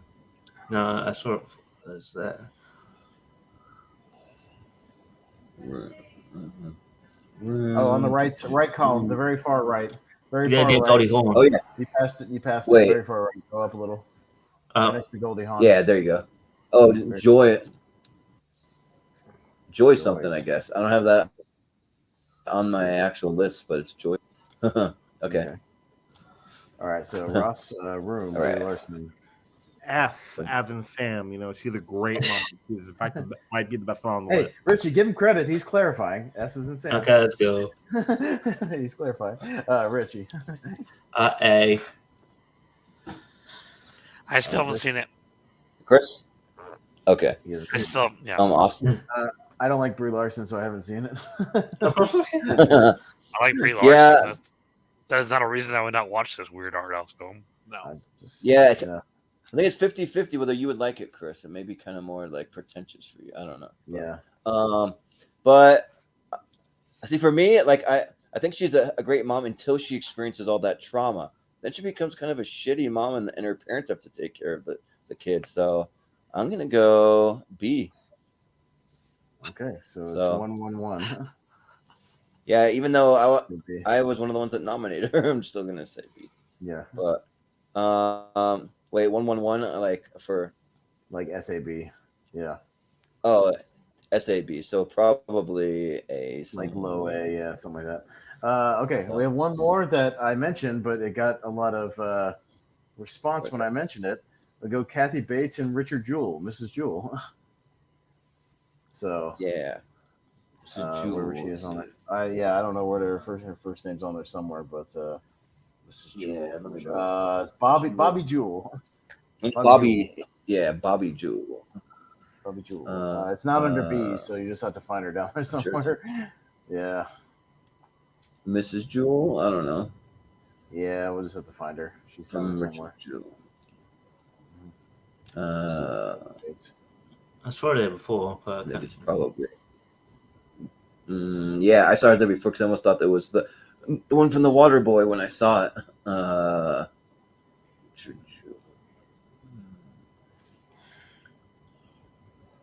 Or still watch it. It'll still be Bobby Jewell, but it'll be out of order. Out of order. Yeah. Richard Jewell.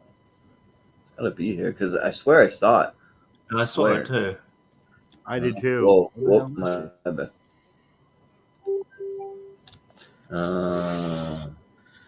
Richard Jewell. I don't see her. Yeah, I swear I saw her.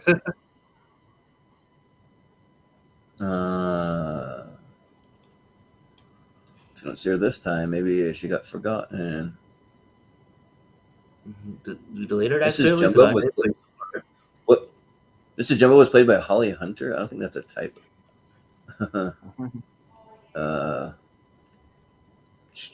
Jewell. Richard Jewell.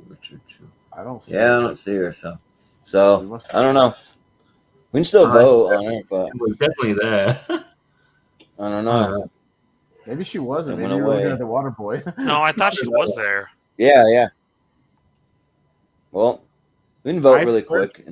Holly Hunter is Mrs. Jumbo. Yeah, Mrs. Holly Hunter's not Mrs. Jumbo. She wasn't Mrs. Jumbo in 1940 or whatever when Dumbo came out. Yeah.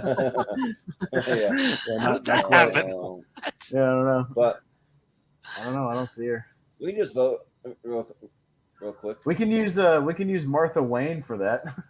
Yeah, let's do it. Yeah, because she is gone too. Because she is gone. That, sure. We'll just substitute the Martha Wayne thing for Richie Jewell's mom. All right, Ross, what do you say? Okay. The top of the top. S for Sam. Okay, Richie. Yes. Yeah. Okay. So I own the movie, but I still haven't seen it. Okay, fair enough. I told you to watch it a long time ago, Chris. I know you did, man. I even bought the movie. I know you bought it, and I told you to watch it. And I'm literally looking at it on my. Yeah, right. It's like Austin owns a lot of movies, and also Jacob. I think Austin and Jacob are known for owning movies and not have watched them. To be fair, I pulled out all the ones I'm gonna like. I haven't watched yet, so I'll get to them all. Yeah, but all right. Yeah. We'll substitute the Martha unanimous Wayne one. So yeah, we'll just make a note of that. Yeah, that's definitely Kathy Bates right there, and from it's weird. Yeah, from the Water Boy. From Bobby, Water Boy. Yeah. All right. Okay, so that's it. Happens when you have 100 graphics to make. Yeah. We'll leave it right there. Sure. All right. So how many do we have? Wow, we ended up with 14, so we got to figure that out. Oh, we're gonna have to get some bumps. We have 14 in the S tier. Yeah, and then a bunch in the A. So. Okay, go back up to S. So I'll see who's safe. We'll start with that. So, who's safe? Now I can even just like zoom out. Yeah, you can scroll back out now that we're done. Dragon. Okay. Yeah. So, all right, the ones with clean sweeps that'll be safe. Elastigirl had a clean sweep. Beverly D'Angelo had a clean sweep. Mrs. Potts had a clean sweep. Enough. But yes. Yeah. Mrs. Jewell had a clean sweep of the people who'd seen it. Yeah. Julie Andrews had a clean sweep. Sweet. And then Mrs. Gump also had a clean sweep. So they are all safe. So that's what, 5, or is that 6? 6. Okay. Yeah, 6. Okay. So, and the ones that had 5 and 1 will be Ripley, Wendy. They're safe. Yeah. Let's see. Man of Steel had 4 and 1, so she's kind of safe. Mary from ET had 5 and 1, so she's pretty 5 safe. and 1. Yeah. So above Diane Barber. Yeah, 5 and 1, and then after that it gets into the sort of the ones that had like 3 and then some change. So you already have 10 though. I mean that's 10. That's 10. That's what I mean. So the other 4 will get bumped and be the potential honorable mentions. Then is what it's going to be by default. Yeah. So because I'll just move them down like that. Yeah. So move those down, and then we'll have to vote on those 4 essentially, and we'll have to vote somebody out. Is what we'll have to do. So So those will be. So those 4 right there will be our potential nominees since they got bumped for the honorable mentions. So it'll be between, basically, again, I don't know their names, but Scarlett Johansson and Jojo Rabbit, Jo Beth Williams in Poltergeist, Blindside, Sandra Bullock, and what's her name from Harry Potter? Julie. Mrs. Weasley. Yeah. Mrs. Weasley. So yeah. So what we'll do is first, or what? Yeah, we're gonna vote. We'll vote on those first, real quick, and then we'll get back up to the S tier. So let's do that. Let's let me get my thing set up here. So I'll just say the movie. Just say JoJo or Poltergeist. You want to pick 3? No. You're gonna vote too much. You're gonna vote. Yeah. Okay. Yeah. Because that's easier. Yeah. We need 3 honorable mentions. You're gonna vote which one shouldn't be in the honorable mentions. So you're gonna vote which one you don't think should be included out of the 4. So Ross, which one out of those 4 would you not vote for honorable mention? Okay, Blindside. Okay. Richie. Scarlett Johansson. JoJo. Okay. Chris. This is tough. Let's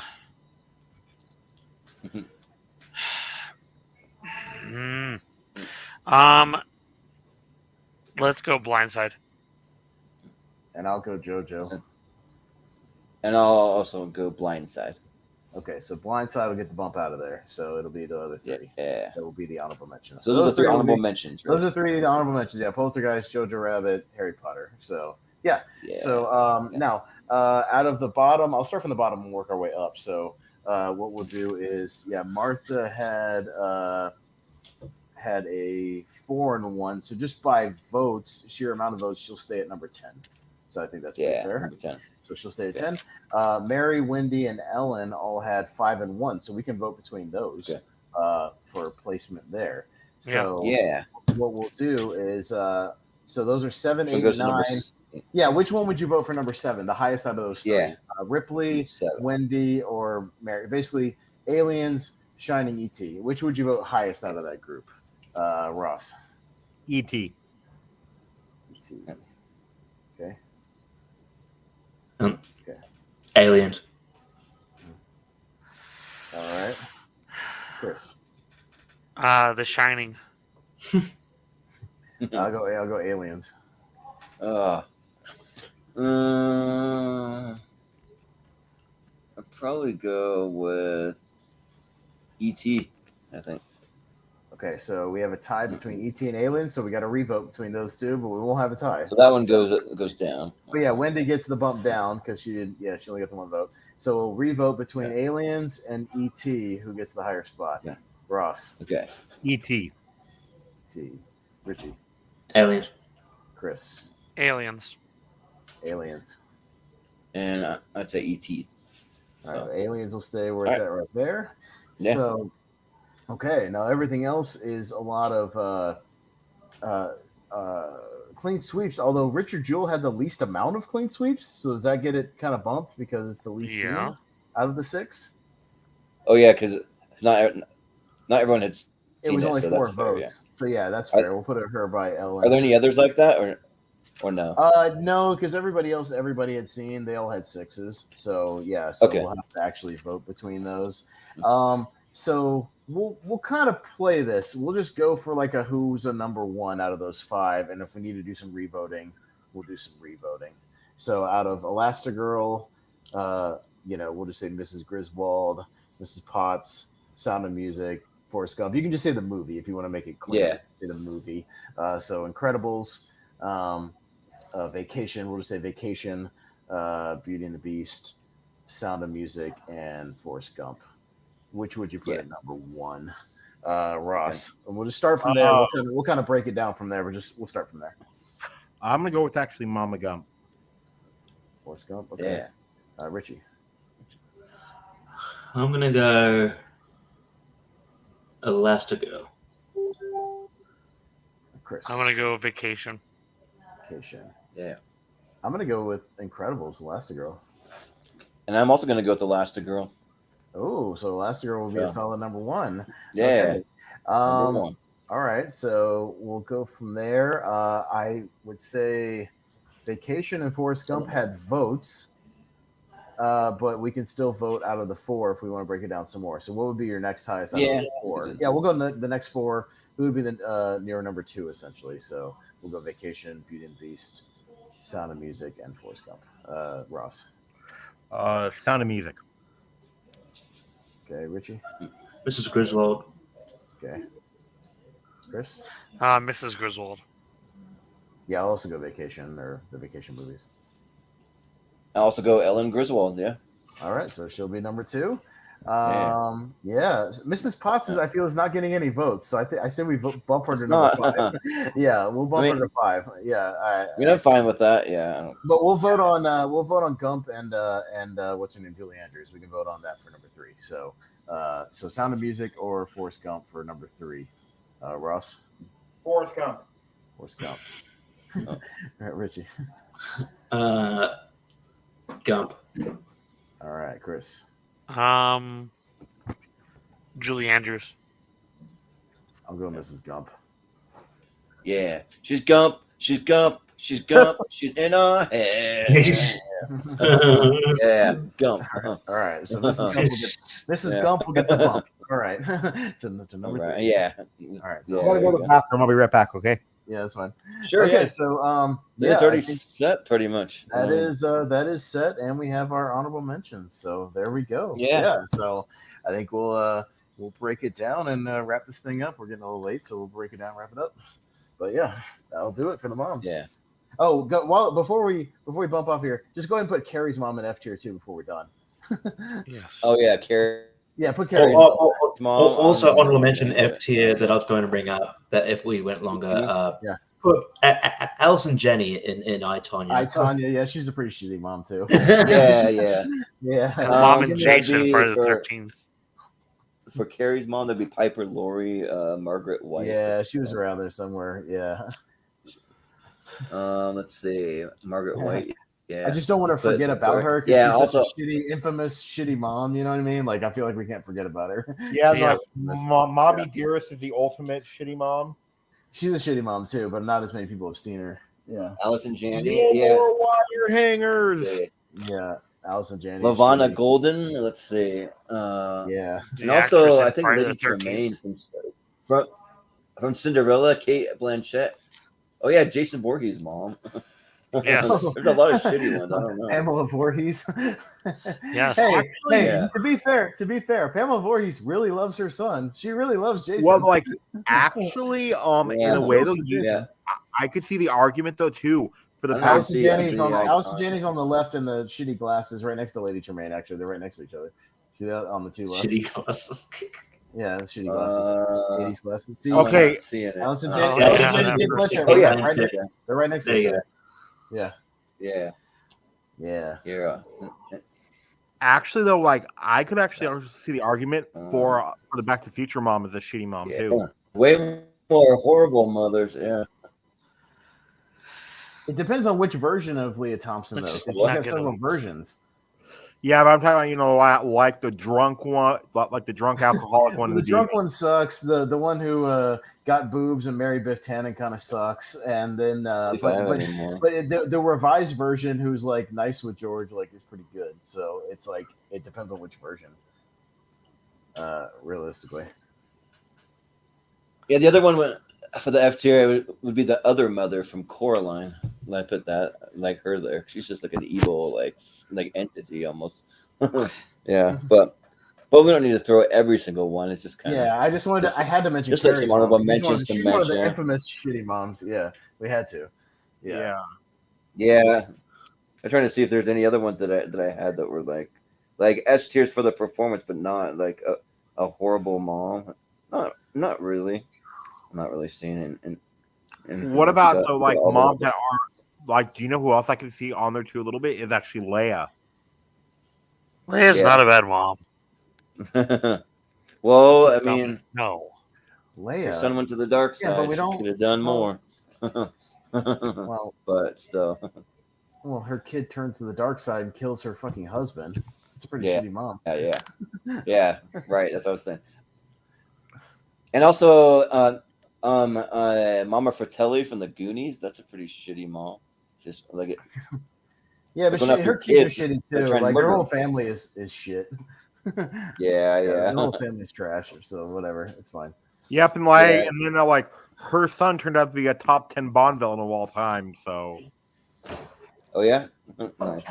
That's a joke. Like he was in License to Kill, and he's one of the best Bond villains ever. Yeah. Well, I think that's pretty much it. I don't even see anything even like any other ones I'd say for the F tier, but yeah, it's kind of like some fun honorable mentions. But yeah, I think that'll do it. So, do you want to break it down? Yeah, I'll break it down and we'll wrap it up. So yeah, number 1 tonight on our movie moms, we've got Elastigirl from The Incredibles. Number 2, we've got Mrs. Griswold from the Vacation films. Number 3, we got Mama Gump from Forrest Gump. Number 4, we've got I forget her name, but Mama Von Trapp from from Sound of Music. Number 5, we got Mrs. Potts from Beauty and the Beast. Number 6, we had to substitute her, but it's Mrs. Jewell from Richard Jewell, Kathy Bates' character. Number 7, Ellen Ripley from Aliens. Number 8, we got the mom from E.T., played by Dee Wallace. Number 9, Wendy Torrance, Shelley Duvall from The Shining. Number 10, Martha Kent, Diane Lane from Man of Steel. And our honorable mention tonight is Scarlett Johansson from Jojo Rabbit, Jo Beth Williams from Poltergeist, and Mama Weasley from the Harry Potter movies. Yeah, there we go. Right. Nice. If you're watching it, Kathy Bates, please don't die this week. Otherwise, it'll look pretty ominous. Yeah, right. Please. She's filming a movie up the road from me right now, so she's okay at the moment. What? Yeah. Oh yeah, sure. There you go. Jealous. Right, yeah. Seriously? Yeah, they're filming a movie at the summer camp right up the road from my store right now. Yeah, Kathy Bates. Did you go try and meet her? No, not yet. I'm not stalking the set. but the catering guy has been coming in to get ice every morning and snacks to our store, so I've seen him every morning. Yeah. That's cool. So out of the F tier though, like, is there one you would say like is the worst of the worst? I'd probably say the one from Precious. Monique. Yeah. Because Monique. Monique, because she's not even like, she doesn't even, some of the other ones, like even Carrie's mom, you could say she's got a warped way of being like a loving mom, but she doesn't realize it, and then Allison Jane is kind of shitty, but she's not like in the whole picture all the time. Not. Yeah. Wormwood is just more like, I think Danny DeVito is worse than her if I had to break it down in Matilda, but she's still shitty. Just for like comedy effect, almost kind of. Just like, to be fair though, now like Precious' mom though really loves her daughter. Well, not in the way. No, she's like, come on, give your mama some love. She does that to their daughter. No. In the worst way. Not in that kind of way. There's no. I'm no just love, joking. or like a fucked up lust. I don't know. Yeah, and like Carrie's mom is just a religious fruitcake, so she has a warped way of seeing everything and like how she should raise her daughter and shit like that. So. Carrie's mom's like the mum and Pearl kind of. Yeah, kind of just a total like religious nut job. So yeah, but yeah, that will do it. We'll probably do it again in about a month for the best movie dad, and the next time I can come in with the idea we want good dads that doesn't like matter about the performance if they're shitty. So I'll come in with that kind of mindset. But it's funny because we'll be talking about a lot about some of the basically husbands of some of the moms we just talked about. Yeah, right. So like I said, Danny DeVito and Matilda, Clark Griswold. We got Kevin Costner in Man of Steel. We could talk about. We could talk about obviously The Incredibles, Mr. Incredible. Like we could talk about him as a dad. Even Pa Kent, we could talk about him. We could talk about. I mean, there's plenty of dads in cinema that we could talk about. Yeah, which I have some issues with Pa Kent. We'll see. I don't know. I can make an argument. It's not going to be an S tier for me. So, but yeah, that was fun. So we'll wrap it up there. We'll just do some plugs. Can I go first, man? I gotta. Yeah. Where can we find you, Richie? Yeah, you can find me on my podcast on the streaming. The next episode that we uploaded. I'll post it. I think today for it. It'll be Hell Riders, which is a stupid biking movie with Adam West in it. It's very can't remember her name, but she's from Gilligan's Island. That was fun, and so check that out. Tier rank. I'll be on the animated '90s one, which will be hard to do. And it's not. Here's the thing. I don't think it's going to be hard as far as which ones get into the S tier, but then ranking the S tier, I think, is going to be tough. You know what I'm saying? I think there's going to be some obvious ones that will get in there that will be unanimous, but it'll be more like once we have to break down and pick our favorites out of those, that's going to be tough. You know what I'm saying? Yeah, that's going to be tough. Yeah. I'll be on tomorrow for more fans top 64. It should be fun. And catch me on wrestling trivia, combat wrestling trivia, versing Jacob Barber at some point. Catch me on Lonely Marks. I'm still going on. Planning tonight to watch Slamboree and So Richie, I watched the Raw or the Nitro and the Thunder already. I haven't watched the pay-per-view yet, but that Thunder before Slamboree is one of the most chaotic, ridiculous Thunders I've ever seen in my life. It is Okay. They do all matches with no referees. It's ridiculous. The whole show. It's insane. Okay. You have to see it. You have to. All right. I'll try and check it out. So yeah, I'll check that out, and then I think we're probably going to do maybe squeezing predictions for Double or Nothing. We'll do that. Yeah, we're reviewing Ready to Rumble as well, in addition to Slamboree. So prediction Double or Nothing and Night of Champions. Double or Nothing has only a couple matches at this point, so hopefully they add more matches on Dynamite. So check that out, and that's pretty much me. All right, cool. Yeah. Thanks, Richie. I know you got to go. Go ahead, man. All right, catch you later, guys. See you, Richie. Thanks. Yeah, that's good. All right, we'll go to Ross. Yeah. Mm-hmm. I'll be on Wolfman's Top 64 tomorrow, and then you can just find me on the channel Meg Movie Z. We're doing, we're planning a lot of stuff. So on that channel. Yep. Nice. Well, when you get some stuff you need some guests for, just let us know. Oh, we will. We will. We're thinking about now, having a big old with Austin and you. We're talking about doing the drunk room watch along. The room. Or do you know why too? It's its 20th anniversary. Yeah, and I would be game for doing something like that. That one, I think we can put on screen. That one we can also, I think, put on screen. I've seen other people do a whole watch along. We just have to cut away from the nudity. We have to cut the screen away from the nudity. Oh yeah. But we can do that because we know when it's coming up. It can just Tommy Wiseau. Yeah, because did you hear what happened with your video, Austin? It got blocked. Well, I think it was because of the cartoon sequence, because apparently that is copyrighted, but everything. Oh dang! He's gonna cut around that, but it was fun. Wolfman laughed harder than he's ever laughed on any show live. So we because some line readings. It was fun though. It was worth it. Well, hopefully, Wolf knows that if you go into your YouTube studio, it'll just show you the moment that got copyrighted, and you can click on it, and YouTube automatically cuts it out. So if it needs to cut a minute or something of it, then it'll just automatically do it, and then it'll put it back up. So, but I've seen people do a whole watch along to the room with the Tommy Wiseau, because I don't think he gives a shit. You know what I mean? It's Tommy Wiseau; he doesn't care. Yeah. So we'll probably put that on screen so everybody can see it. But we'll just have to cut away from the nudity when it gets to that. But I'll timestamp it so we know where to cut it off. But we'll do that. Yeah. Sure. Sounds good. Well, Chris, where can we find you? So you can find me on Twitter at writer_84. You can find me on Instagram at cscott1128. And as I do every single time, I'm trying to really grow my TikToks, especially as we just hit episode 8 of this Western series we've been shooting. And I think it's the best yet. And we've got more coming out. So Casablanca Kid 84. So I'm hoping, of course, obviously with my schedule, to be on more of these shows like this. This was a lot of fun because it's been a while since I've been able to actually be on one of the. Well, maybe you can plan on being on the dad's one. That would be awesome. Yeah, that'd be awesome. And also too, as soon as I get the Wheel of Movies up and running, because that's my next thing. This week I'm not gonna have any new shows for a long while, so I'm gonna work on putting all the Chris reviews, just like tons and tons of them up on the channel. So you'll start seeing some of those pop up. It's just been kind of hectic for new shows and all that stuff. So yeah, but he's got enough archive to last a lifetime. Yeah, right. Got 71. Yeah, you do 71 one a day. That's right. Nice reviews. Nice.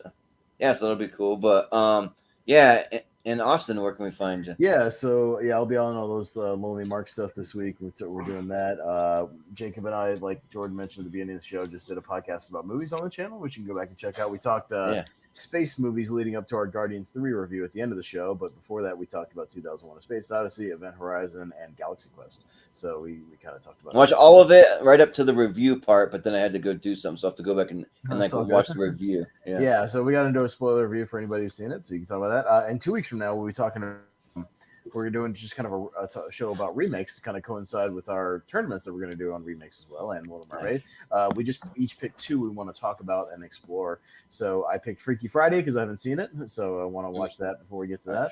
And then I'm going to revisit the Psycho remake from '98 because I haven't seen that in a long time. God, no!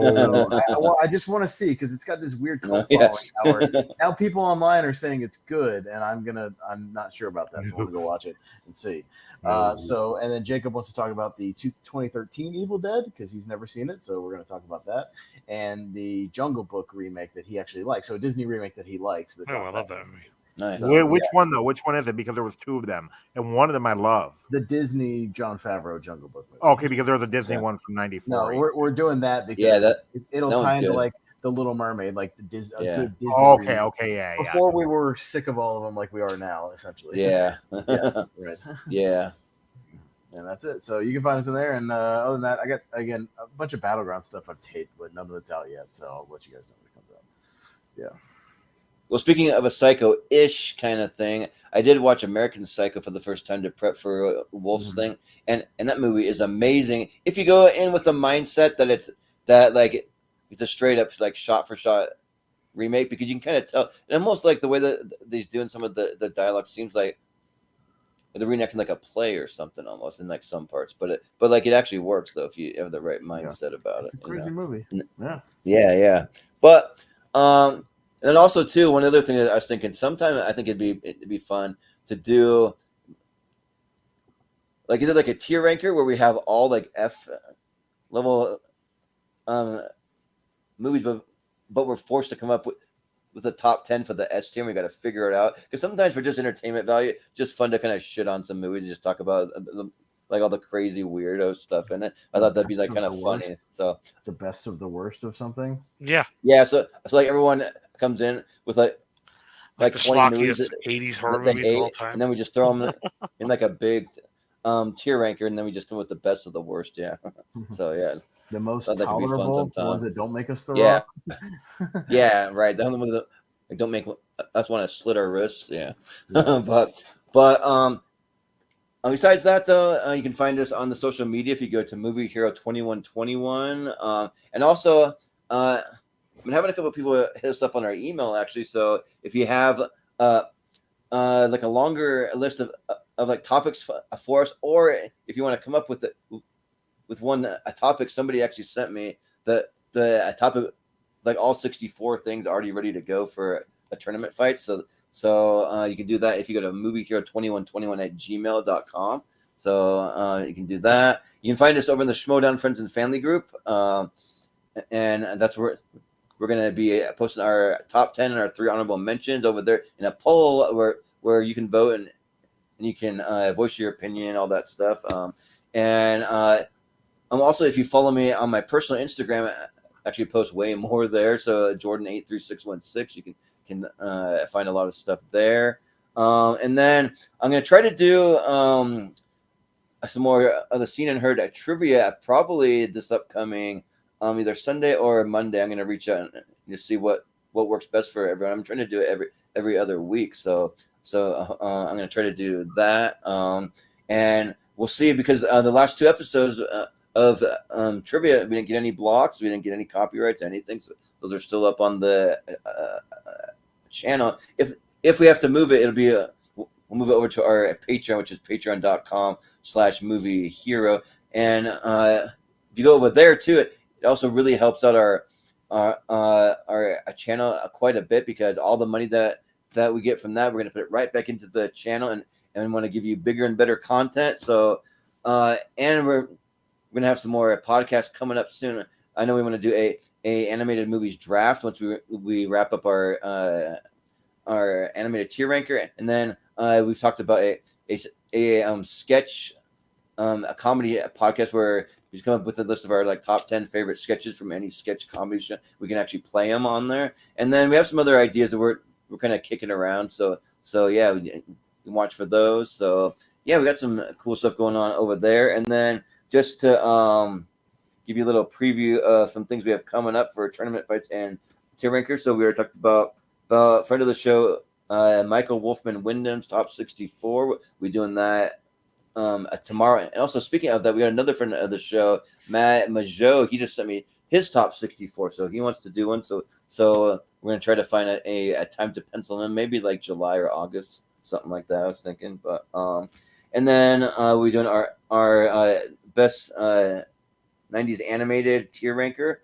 so that we'll round out that, and then we'll just have our championship to do after that. And we finally found a date for our Nick Cage versus Keanu Reeves match. We finally were able to nail down Paul Preston, Adam Witt, and Kevin Smith. And funny enough, Adam Witt was the hardest one to nail down. I just think he had something going on every night that week, and so he decided he's going to miss his a double feature. He's going to go see it, like a blaxploitation double feature of Trick Baby and Willie Dynamite. He was going to go see it. He's like, I might try to catch Willie Dynamite maybe, but he's like, Trick Baby's kind of not the greatest movie. So he's like I'd much rather just like sit with, like, hang out with you guys and like talk those other movies. So he's going to do that with us. But and then we're going to be getting in the best movies of 2012. So that'll be a 3-part series, just going for most of the week that week, and then we'll be doing our best and worst movie remakes. So we kind of mentioned that a little bit. Then we have our Movie Hero Mystery Tournament, where we all are going to take our top 64 plus 20 honorable mention, or for some of us who have done a 128, we did. Some people did a top 128, and then we're going to put it in a giant wheel, and we're going to spin it 64 times, and then the first 64 movies to pop out will be in a tournament fight.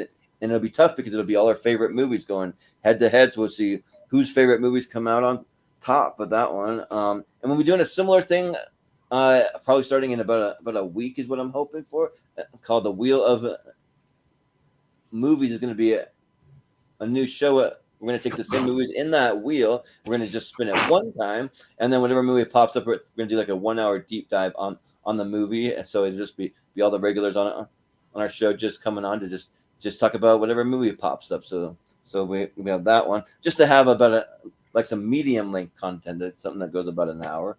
And then just to throw a couple extra ones, we have best vacation movies, which I already have the list done for that one. So I'm just about ready to go on that one. And then we have a championship for our best movie duos.